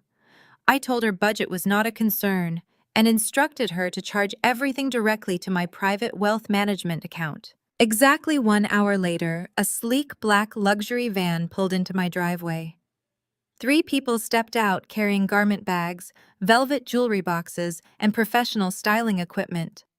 I welcomed them into my home and led them to the formal living room. The lead stylist carefully unzipped the primary garment bag, holding it up. The dress she revealed took my breath away. It was a custom-designed floor-length gown, crafted from the finest midnight blue silk. It featured an asymmetrical neckline and a dramatic open back that exuded absolute confidence and raw power. The fabric caught the natural light, beautifully shimmering like a dark and tempestuous ocean. The stylist informed me the gown was a unique and highly coveted runway piece valued at exactly $25,000. I slowly traced my fingers over the cold, luxurious silk. I thought about Carter desperately begging Vanguard Capital for a financial lifeline. I thought about Vanessa crying while trying to pay for drinks with a declined corporate card. I thought about Sylvia deliberately pouring coffee on my old dress, thinking she had finally won the war. They had spent 10 long years trying to convince me that I was small, invisible, and entirely worthless. Tonight, I was going to show them exactly who was really running the world. I smiled warmly at the lead stylist and told her the dress was absolutely perfect. The stylist nodded and immediately motioned for the rest of her team to begin. 2 highly trained makeup artists and a master hairstylist unpacked their extensive professional kits across my dining room table. They worked with quiet and practiced efficiency, surrounding me in a flurry of soft brushes, warm styling tools, and the faint scent of luxury cosmetics. I sat completely still in a tall chair facing the large hallway mirror and allowed them to work their magic. I closed my eyes and focused on the steady rhythm of their movements, letting the lingering stress of the afternoon wash away. For the past 10 years, I had actively and deliberately made myself as small as humanly possible. I had conditioned myself to fade into the background of my own life. When Carter and I first started dating, he had such grand and fragile dreams. He wanted to be a titan of the tech industry, but he was constantly terrified of failure. I realized very early on in our relationship that his ego required an enormous amount of space to survive. He needed to be the sole provider and the undisputed leader. If I had ever displayed the true depth of my own financial intelligence, it would have completely shattered his delicate sense of self-worth. So I dimmed my own light to make sure his could shine brighter. I wore plain clothes from discount department stores to save our pennies for his server hosting fees. When we attended neighborhood gatherings, I smiled quietly and let him do all the talking. Whenever I had a brilliant strategic idea for his software development, I would gently plant the seed in his mind during casual conversation so he could proudly present it as his own original thought the next morning. I convinced myself that my willful invisibility was a profound act of marital devotion. I opened my eyes and looked at the woman staring back at me in the hallway mirror. The soft and compliant housewife was completely gone. The talented glam squad had highlighted the sharp angles of my cheekbones and given my eyes a dark and smoky intensity that commanded absolute attention. My hair was styled in sleek and voluminous waves, cascading elegantly over my shoulders. The lead stylist carefully helped me step into the midnight blue silk gown. The heavy, luxurious fabric draped flawlessly over my figure, fitting like a second skin. It did not just look like an expensive piece of clothing. It felt exactly like impenetrable armor. I slipped my feet into a pair of towering stiletto heels and clasped a delicate diamond necklace around my throat. I looked powerful. I looked exactly like the woman I had always been underneath the quiet facade. I thanked the styling team and paid them generously from my private wealth account, adding a massive gratuity for their rapid service. Once they packed up their equipment and left the house, I grabbed a sleek silver clutch purse from my bedroom and walked out the front door. The cool evening air felt electric against my bare skin. A hired luxury black car was already waiting for me at the end of the driveway. The polished exterior of the vehicle gleamed under the soft glow of the streetlights. The professional driver stepped out immediately and opened the heavy rear door for me with a respectful nod.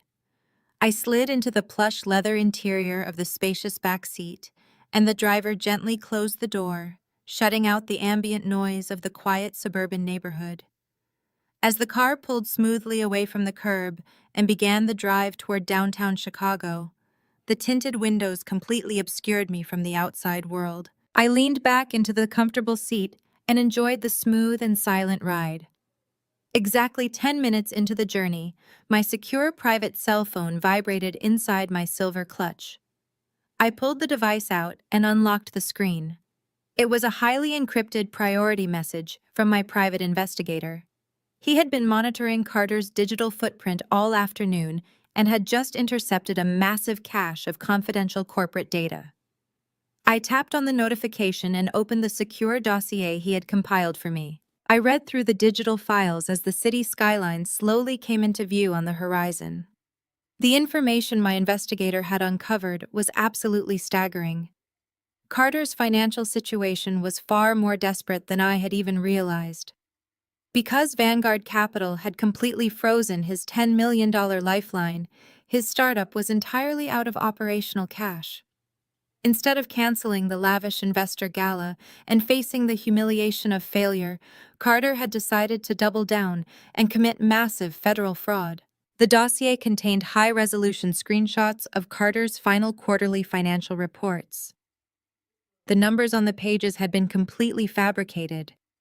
Carter had meticulously forged the revenue streams and aggressively inflated his user acquisition metrics to hide his massive debts and the money he had stolen from his own daughter. He was deliberately presenting these fraudulent numbers to the high-net-worth investors attending the gala tonight to create the illusion of a wildly successful and profitable enterprise. But the forged reports were only the beginning of his incredibly arrogant strategy. The investigator had also intercepted Carter's private speech notes for the evening. Carter was planning to take the stage at the peak of the event and unilaterally announce a finalized and fully funded partnership with Vanguard Capital. He knew the venture capital firm had frozen his funds, but he actually believed he could manipulate a multi-billion-dollar financial institution through sheer public pressure. He thought that by announcing the partnership in front of the most powerful industry leaders and the financial press, he would effectively trap Vanguard Capital in a corner.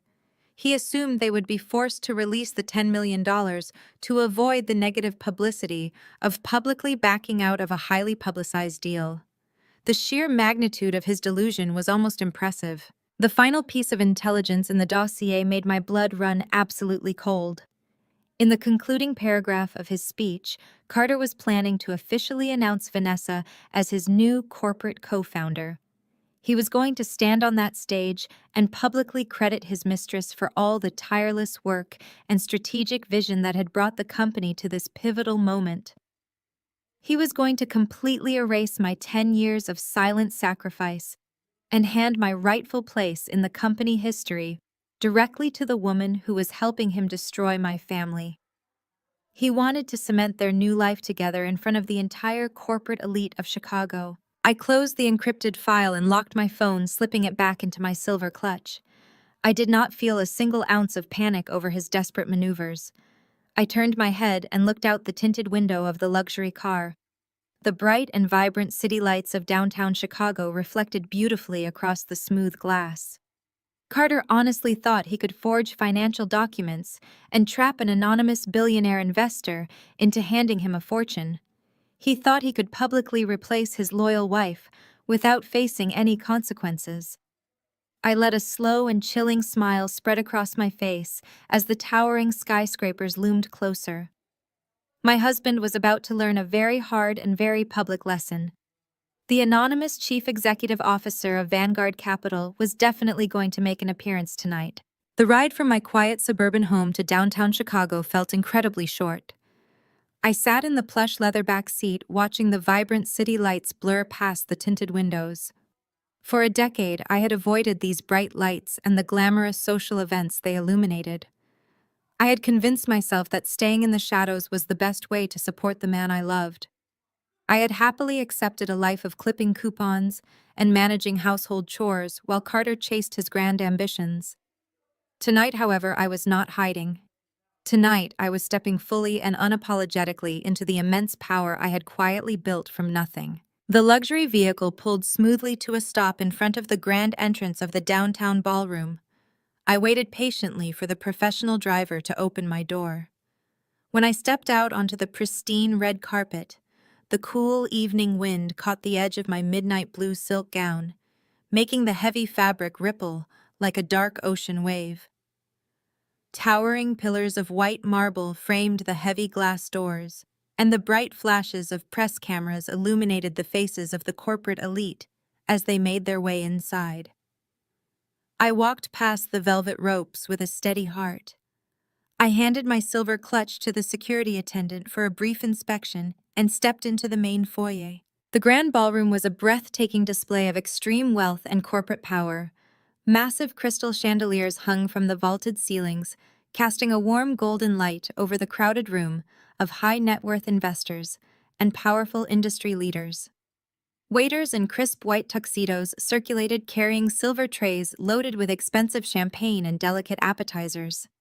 I paused at the top of the grand sweeping staircase that led down to the main floor. I took a slow, deep breath and began my descent. The luxurious silk of my custom gown glided flawlessly over the carpeted steps. I did not rush my entrance. I walked with the slow, deliberate grace of a woman who completely owned the room and everything inside it. Almost immediately, the polite and muted chatter near the bottom of the staircase began to shift. It started as a low, curious murmur and quickly spread into a wave of hushed whispers. Wealthy investors and their elegantly dressed spouses stopped their conversations to turn and look at me. I could feel the heavy weight of 100 assessing eyes, tracking my every single movement. They were looking at the intricate asymmetrical neckline of my dress and the confidence radiating from my posture.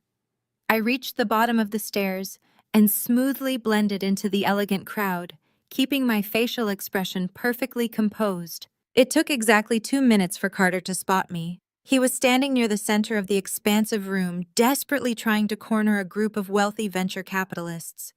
He was wearing a classic black tuxedo, but he looked incredibly tense and deeply exhausted.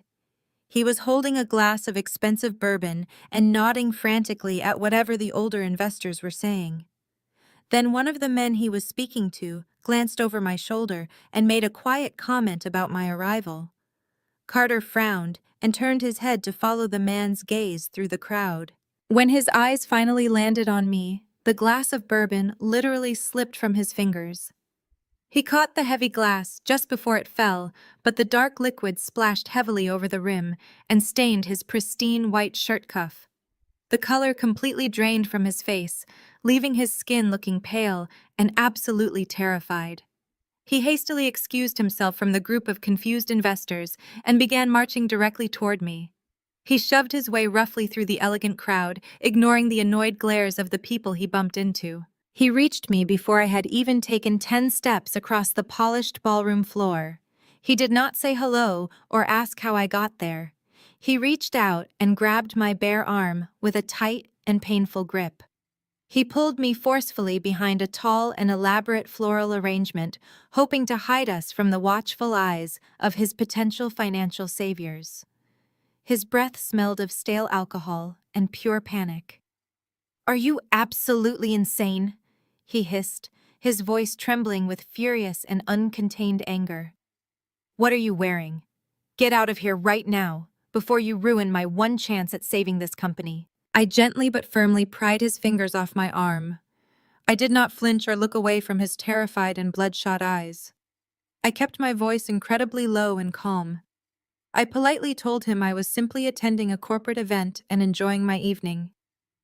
Before he could raise his voice to threaten me again, 2 familiar figures materialized from the crowded dance floor to flank him. It was Vanessa and Sylvia. Vanessa was wearing a tight, flashy red dress that looked incredibly cheap compared to the exquisite custom silk gown I was wearing. She took one single look at my $25,000 dress, and her face twisted with instant and bitter jealousy. Sylvia stood right beside her wearing a dark velvet suit and a deep scowl that accentuated the harsh wrinkles around her mouth.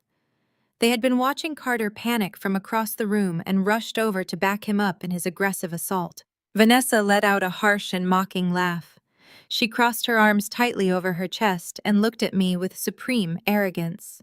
She immediately turned her head and gestured aggressively toward the front entrance of the ballroom, signaling for the event's security personnel.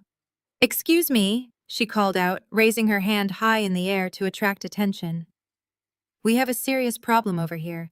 This woman is definitely not on the approved guest list and she needs to be removed." Sylvia saw a perfect opportunity to humiliate me in front of the entire corporate community, and she took it without hesitation.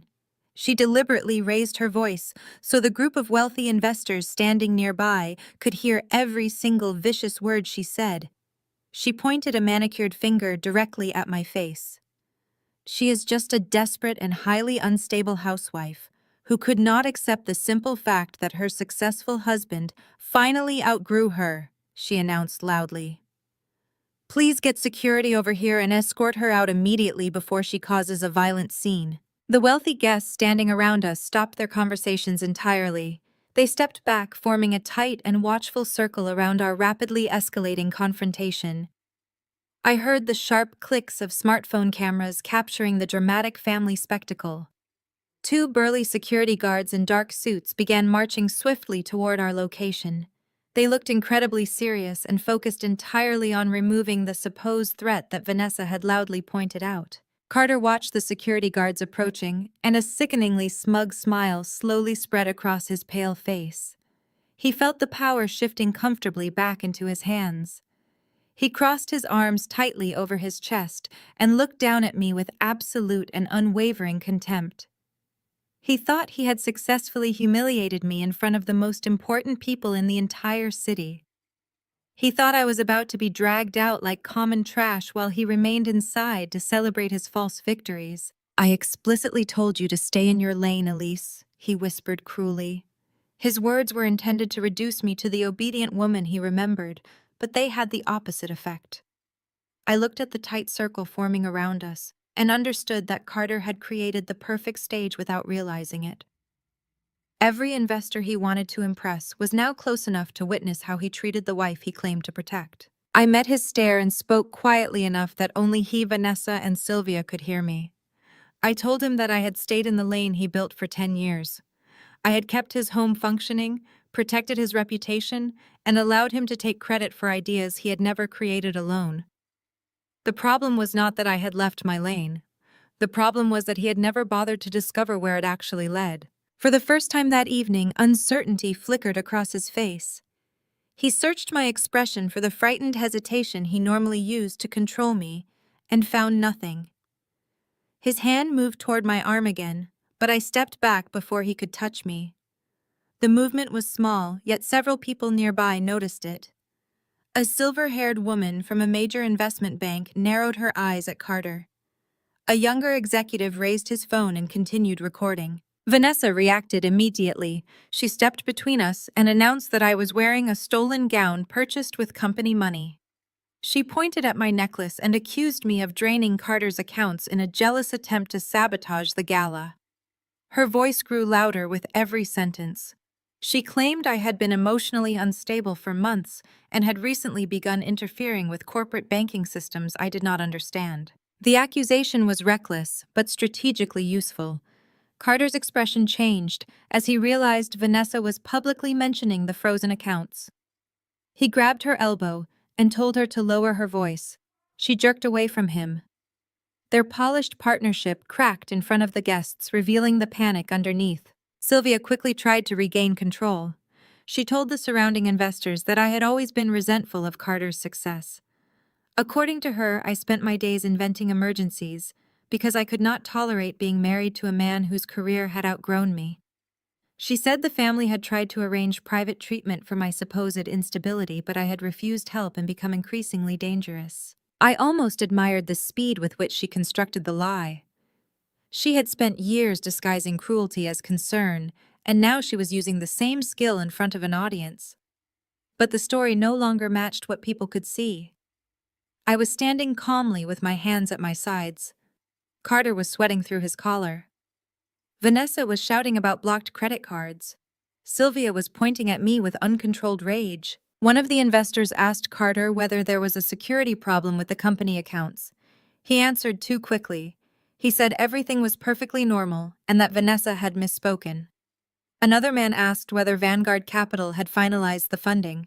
Carter forced a laugh and said the announcement would be made from the stage later that evening. The questions spread through the group.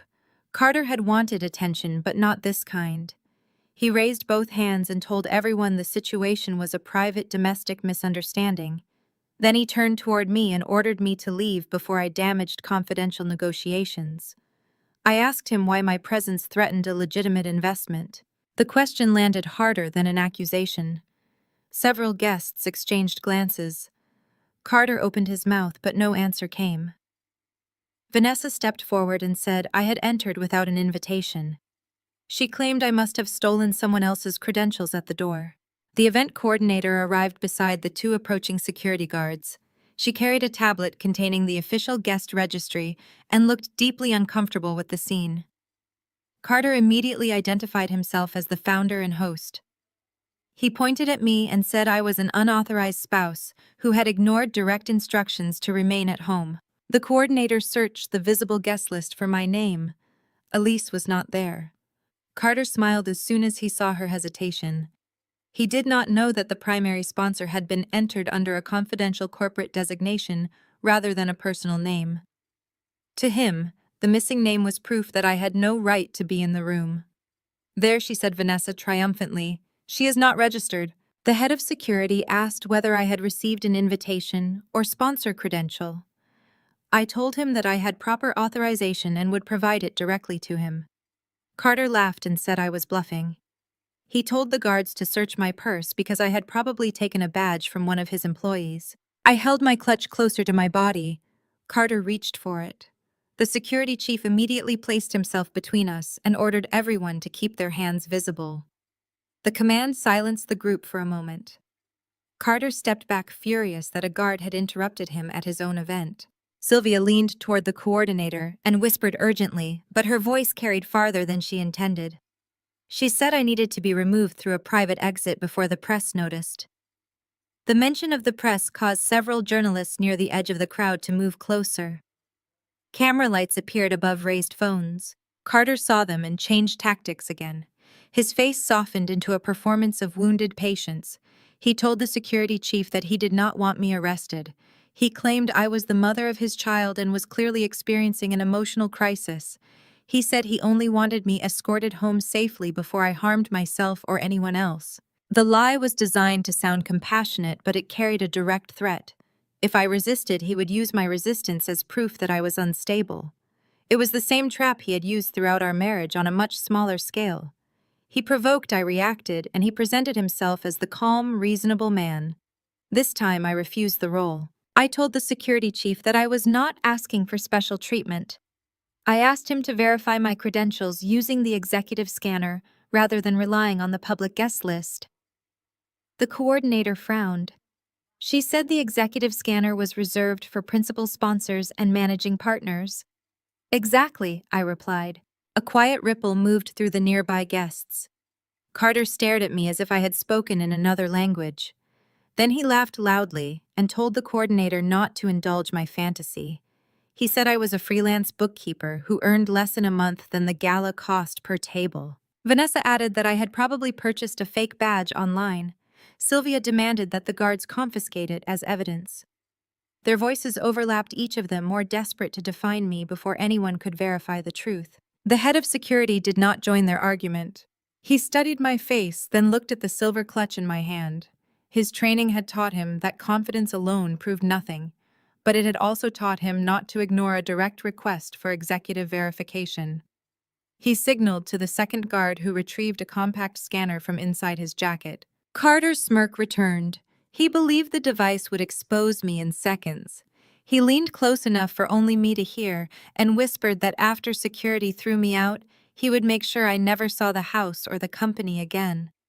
He said Sophie would eventually understand that her mother had destroyed the family.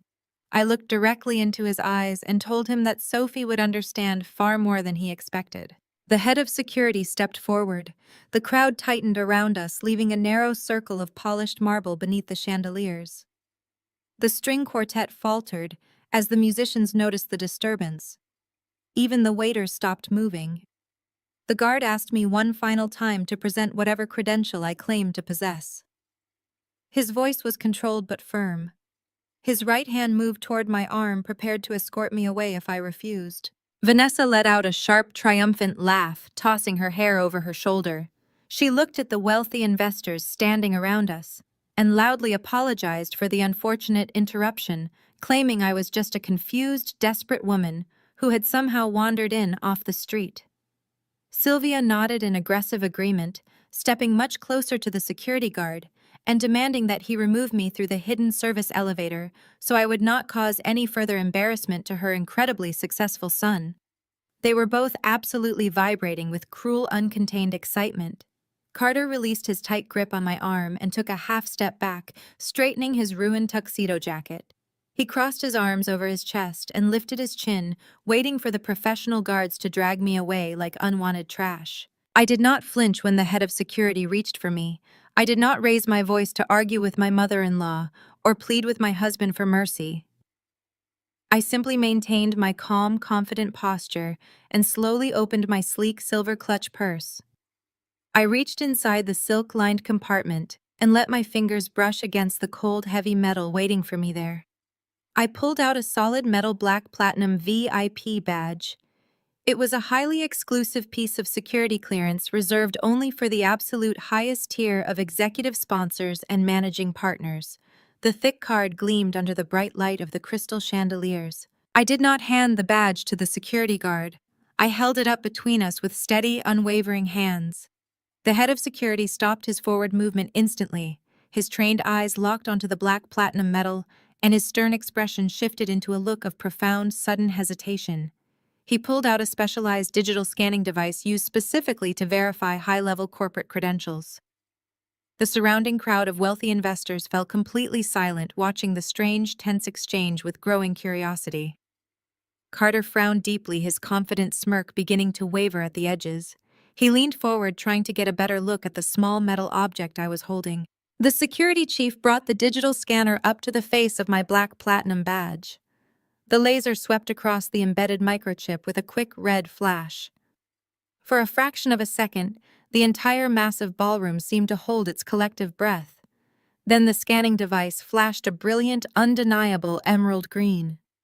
A distinct melodic high-tier chime echoed loudly from the scanner, signaling absolute maximum-level security clearance. The physical reaction from the head of security was instantaneous and completely shocking to everyone watching. He immediately dropped his hands to his sides and took a quick, respectful step backward. He bowed his head slightly, acknowledging my supreme authority over the entire corporate event. His voice was no longer stern or commanding. It was incredibly deferential and filled with genuine professional respect. "Profound apologies for the interruption, Mom," he said, his voice carrying clearly across the quiet circle of onlookers. "I was completely unaware of your status. Right this way to the executive lounge. I will personally escort you and ensure you are not bothered again tonight." The collective gasp from the surrounding wealthy investors was absolutely audible. They watched in sheer disbelief as the imposing security guard, who had just been ordered to throw me out into the street, was now bowing to me and offering a personal escort to the most exclusive area of the building. Sylvia physically recoiled, her mouth dropping open in a display of pure, unfiltered shock. She looked at the security guard as if he had just lost his mind. Vanessa stopped laughing entirely. Her fake, confident posture crumpled, and she clutched her cheap red dress, looking back and forth between the glowing green scanner and my perfectly calm face. Carter was completely paralyzed with utter confusion. His brain was desperately trying to process the impossible scene unfolding right in front of his eyes. He uncrossed his arms and took a hesitant step toward the security chief, his voice rising in panic. "Wait a minute," he stammered frantically, gesturing toward me. "There must be some kind of massive mistake here. She is just my wife. She does not have any kind of executive clearance. You need to scan that fake badge again, and then throw her out of my event immediately." The security chief turned to look at Carter with a very cold, flat expression. He did not bow to Carter or offer him any professional courtesy. He simply stated that the scanning device never made mistakes and that my credentials outranked every single person currently standing on the main floor. The guard turned his back on my husband, completely dismissing him, and politely gestured for me to follow him toward the velvet-roped section of the room. Before Carter could raise his voice to demand more answers or throw another public temper tantrum, the main audio system of the grand ballroom crackled to life. The soft string quartet music instantly faded away, replaced by the booming authoritative voice of the master of ceremonies. The sound echoed off the high vaulted ceilings, commanding the absolute attention of every single guest in the massive venue. The conversations across the room stopped entirely as people turned their heads toward the front of the hall. "Ladies and gentlemen," the master of ceremonies announced, his voice rich and incredibly enthusiastic. "Please direct your attention to the main stage. We are absolutely honored to welcome the primary sponsor of tonight's prestigious event.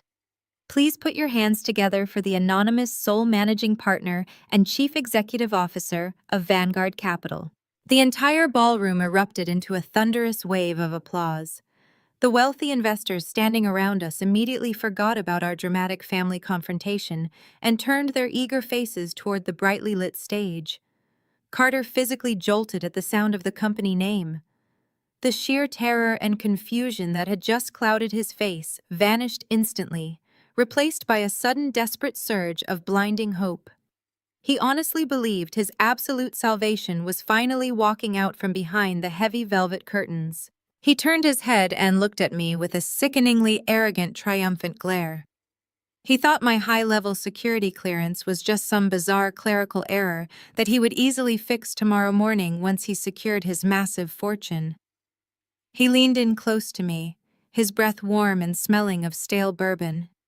He gave me a look of pure, absolute superiority. "Watch and learn, Elise," he whispered cruelly, his voice dripping with venom. "This is how real power works."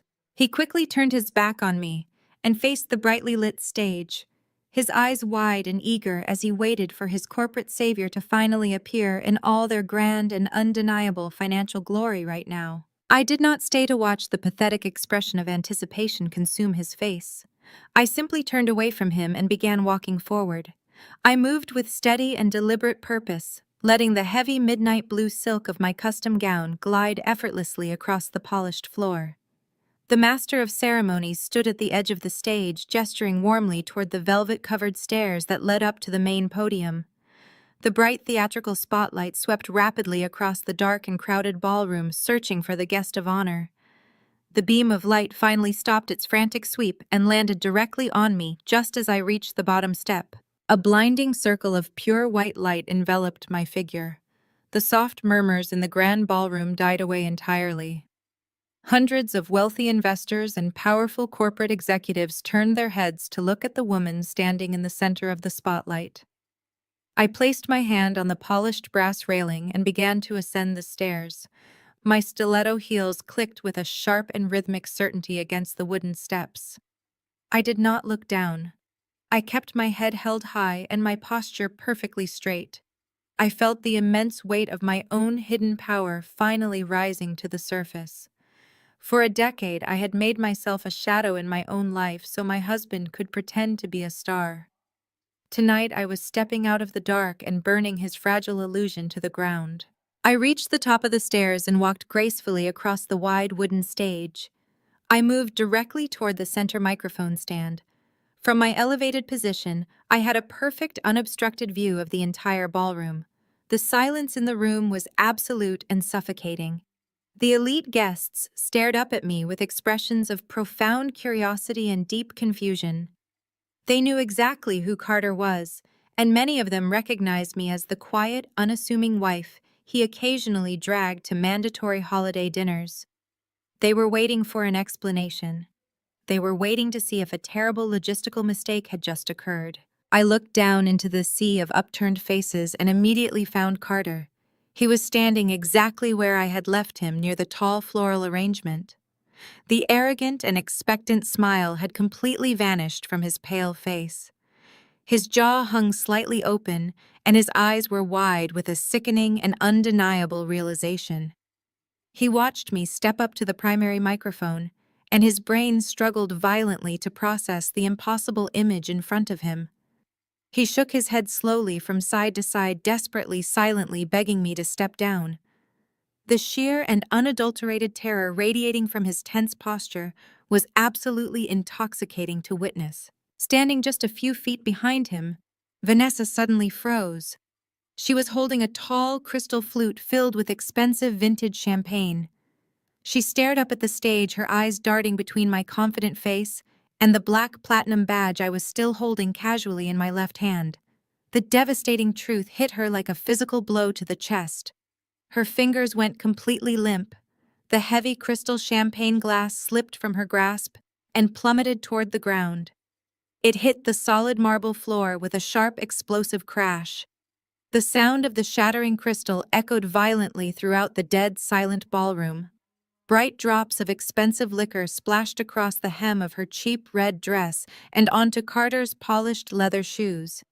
Neither of them even blinked or moved to clean up the mess. They were entirely paralyzed by pure fear. Sylvia was standing right next to Vanessa. When the glass shattered, she physically recoiled, taking a staggering step backward. She clutched her heavy velvet suit jacket, pulling the fabric tightly against her chest. Her face twisted into a mask of pure and unfiltered horror. The woman who had spent years calling me a desperate and unstable housewife was now staring up at me as if I were a terrifying ghost. She realized in that exact moment that she had spent the entire afternoon destroying the only formal dress owned by the very billionaire investor her son was desperately trying to court. I looked directly at my mother-in-law and offered her a very slow and chillingly polite smile. I turned my attention back to the microphone. I leaned forward slightly and adjusted the height of the stand.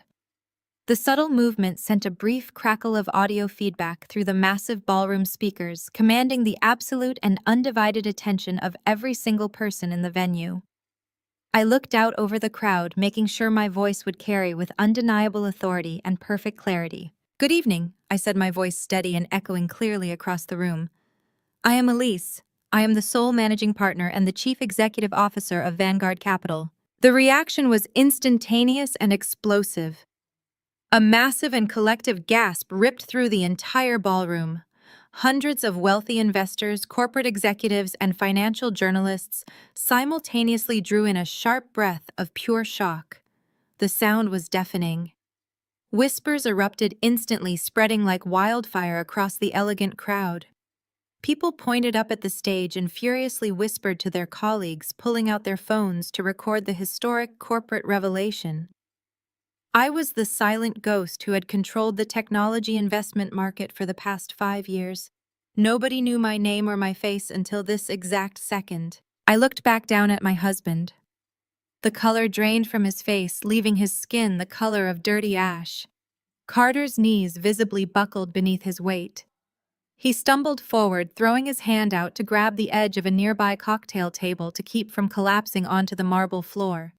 His chest heaved with rapid and shallow breaths. The man who had spent the last 48 hours aggressively gaslighting me, stealing his daughter's college fund, and forging property deeds to buy a luxury condo for his mistress, was now suffocating on his own devastating hubris.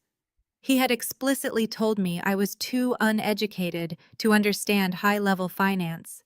He had aggressively warned me to stay in my lane and leave the business to the professionals. I reached into my silver clutch purse and pulled out a small black remote clicker.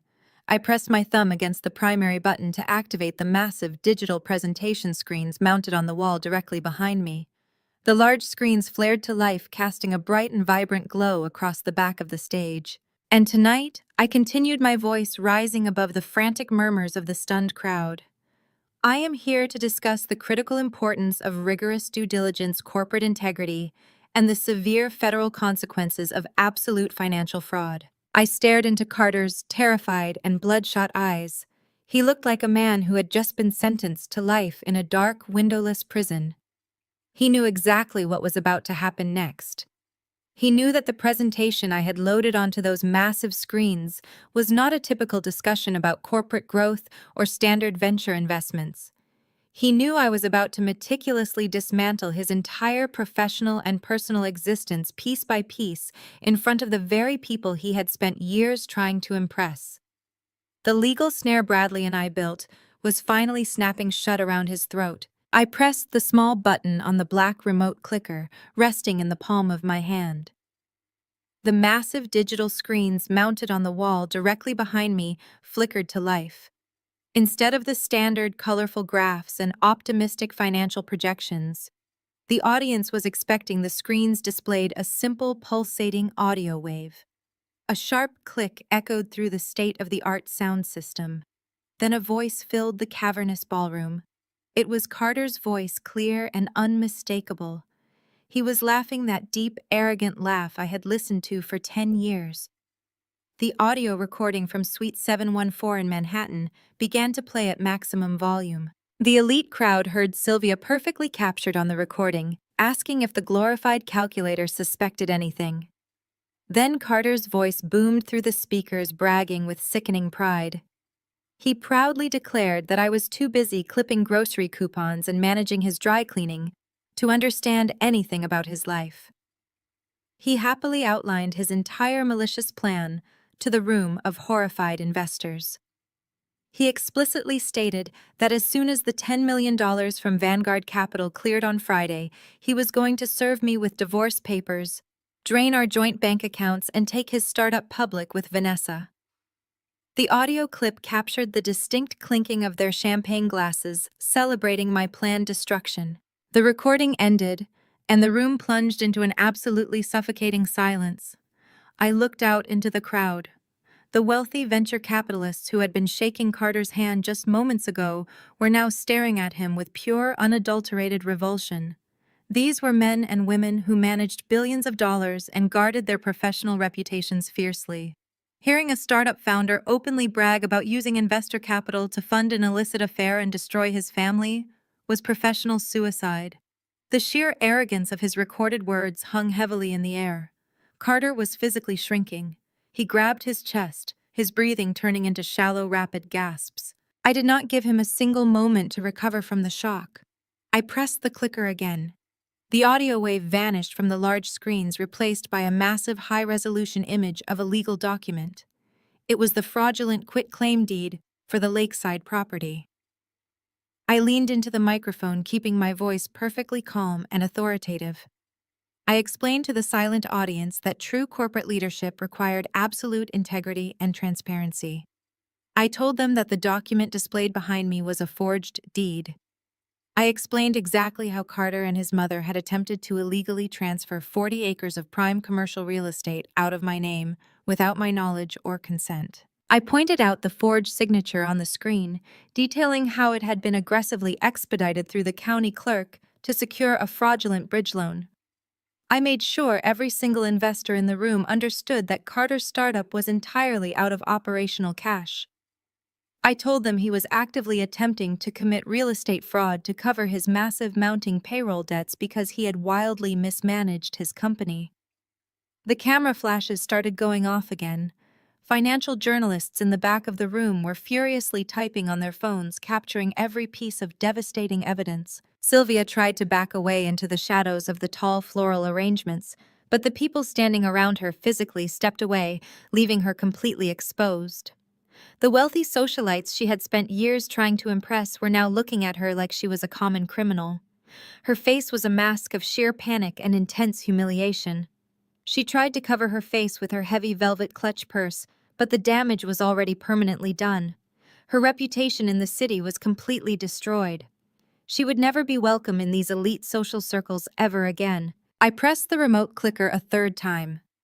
The screens transitioned to a split image displaying two very different financial documents.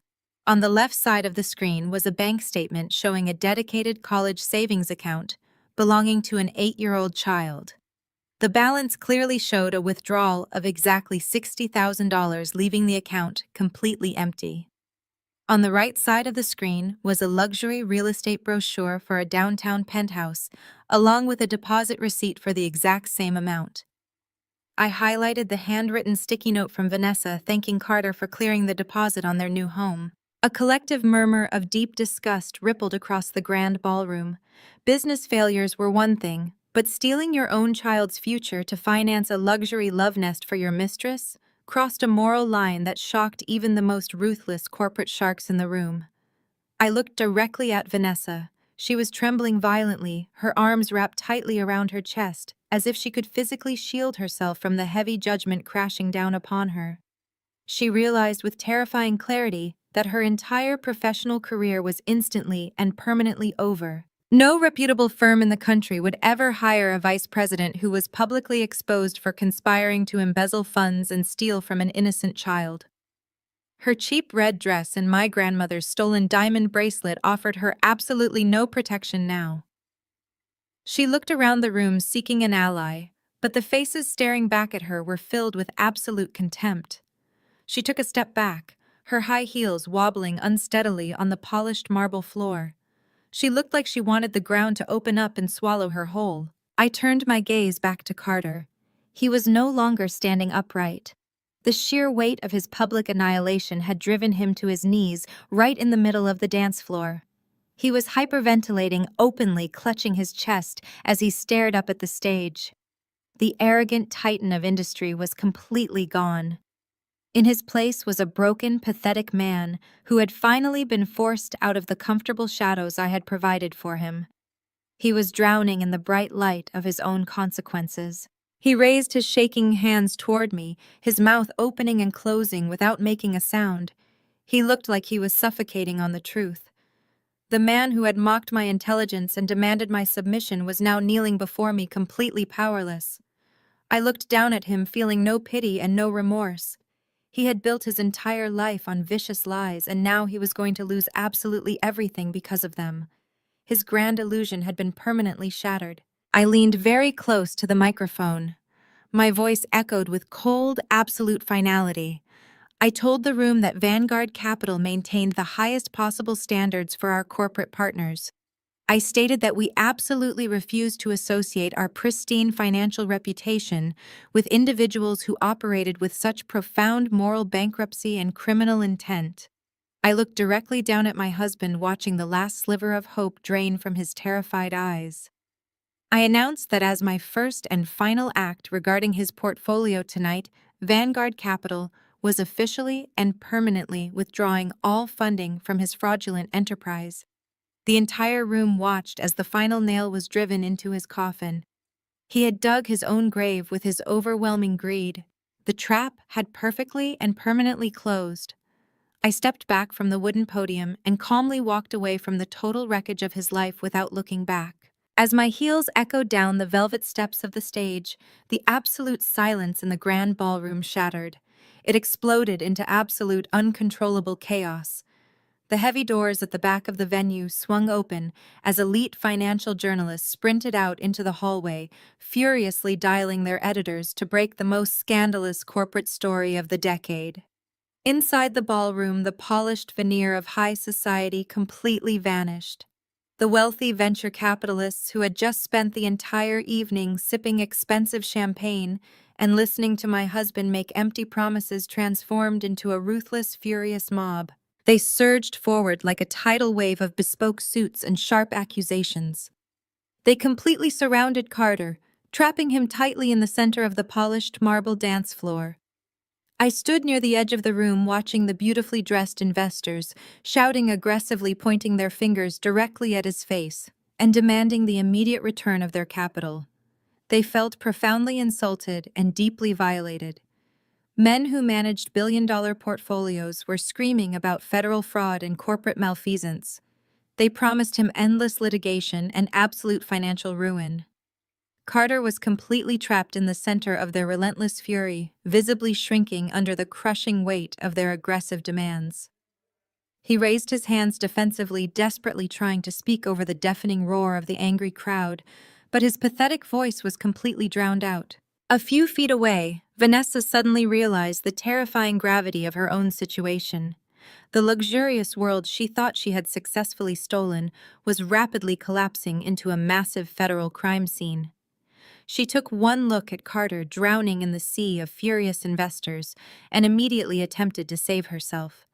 She hitched up the skirt of her cheap red dress and tried to quietly slip away toward the side exit, hoping to completely distance herself from the catastrophic fallout. She wanted to vanish into the city night and pretend she had nothing to do with the stolen college funds or the forged documents. Her escape plan failed miserably. Before she could even reach the edge of the dance floor, 3 prominent members of Carter's own board of directors aggressively blocked her path. They were older, distinguished men who had staked their own flawless professional reputations on this specific startup. They glared down at Vanessa with pure, unadulterated disgust. One of the board members pointed a commanding finger right at her chest. He loudly informed her that she was an active co-conspirator in a massive embezzlement scheme and that the corporate legal team would be filing immediate federal injunctions against her personal accounts. Vanessa burst into frantic, pathetic tears, begging them to believe that she was just an innocent employee who had been completely manipulated by a greedy founder. The board members simply scoffed at her desperate lies, crossing their arms and refusing to let her pass. She was hopelessly trapped, forced to stand there in her stolen diamond bracelet and face the absolute destruction of her entire professional future. While the main floor descended into righteous corporate warfare, I turned my attention toward the dimly lit back corner of the grand ballroom. Sylvia had been quietly inching her way along the silk-covered walls, desperately trying to reach the rear service exit without drawing any attention to herself. The arrogant woman who had spent the entire afternoon destroying my only formal gown and threatening to leave me homeless was now scurrying away like a frightened rat. She clutched her heavy velvet suit jacket tightly around her shoulders, her face completely drained of color. She thought if she could just make it through those heavy brass doors, she could drive back to her comfortable suburban home and hide from the devastating consequences of her malicious actions. She pushed the heavy brass door open and stepped out into the brightly lit foyer. I followed at a slow, deliberate pace, watching her through the glass panels. Sylvia let out a deep, heavy sigh of relief, thinking she had successfully escaped the public humiliation unfolding inside the ballroom. Her relief lasted for exactly 3 seconds. 2 uniformed police officers were standing perfectly still right in the middle of the quiet foyer, waiting patiently by the coat check counter. Bradley, my brilliant and ruthless divorce attorney, had not just been drafting family court petitions last night. He had taken the high-resolution scans of the forged quitclaim deed and the fraudulent bank transfers directly to his contacts at the Financial Crimes Division, hours before the gala even began. The authorities had been waiting in the lobby all evening, ready to execute the warrants the moment the financial presentation concluded. An officer stepped directly into Sylvia's path, placing a firm, uncompromising hand on her shoulder. Sylvia froze completely. Her eyes darted wildly around the empty foyer, searching for a way out, but there was nowhere left to run. The officer did not offer her any polite societal courtesies. He unclipped heavy steel handcuffs from his belt, informing her in a loud, clear voice that she was under official arrest for attempted real estate fraud and felony forgery. Sylvia began to hyperventilate, crying out that it was all a terrible misunderstanding. The officers ignored her pathetic excuses, swiftly turning her around and locking the steel cuffs tightly around her wrists. The metallic click echoed across the marble foyer as wealthy guests stopped and stared openly at the shocking spectacle.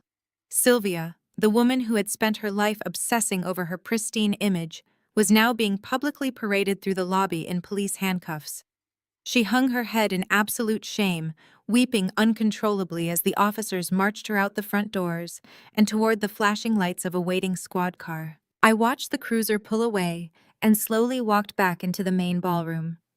The angry mob of investors had finally begun to disperse, leaving the venue in a storm of furious muttering.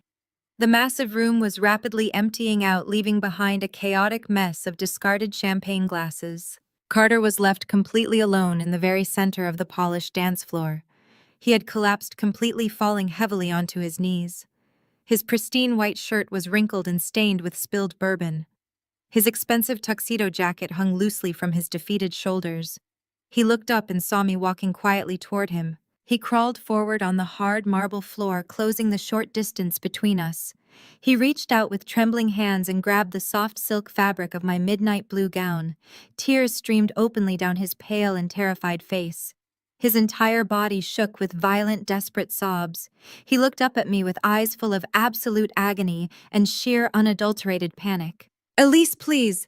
He begged, his voice cracking and echoing pitifully in the emptying ballroom. "You have to stop this. Please call them off. You are my wife. I am so incredibly sorry. I had absolutely no idea it was you." I stood perfectly still, letting him cling to my dress, like a drowning man grasping at a lifeline he had previously tried to destroy. I felt no pity or sorrow. I felt only cold clarity. I gently pulled the silk right out of his gripping hands. I looked directly into his tear-filled eyes and delivered the final, devastating blow. "I told you," I said, voice dropping to a smooth, chilling whisper that cut straight through his sobbing. "You really should have read the paperwork." Looking back on the absolute wreckage of my marriage, I realized the greatest danger was never Carter's greed or Sylvia's cruelty. The true danger was my own willingness to make myself small.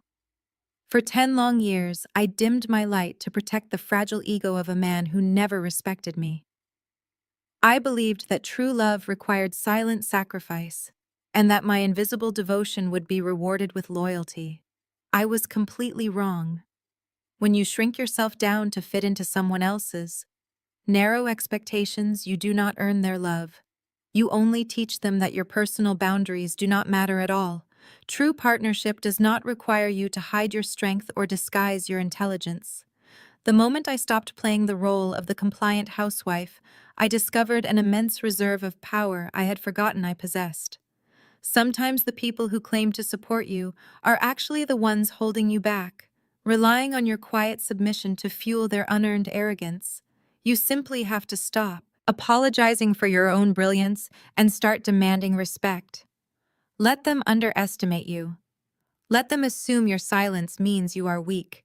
Their willful ignorance will ultimately become the very weapon that destroys their world. You are entirely capable of building your own empire without carrying the dead weight of those who refuse to see your immense worth. Have you ever had to stop hiding your inner strength and finally stand up to someone who severely underestimated you? I would love to read your amazing stories in the comments below. Please hit the like button and subscribe to my channel for more stories about reclaiming your power. Thank you so much for listening, and remember that your greatest revenge is simply living your most authentic and powerful life.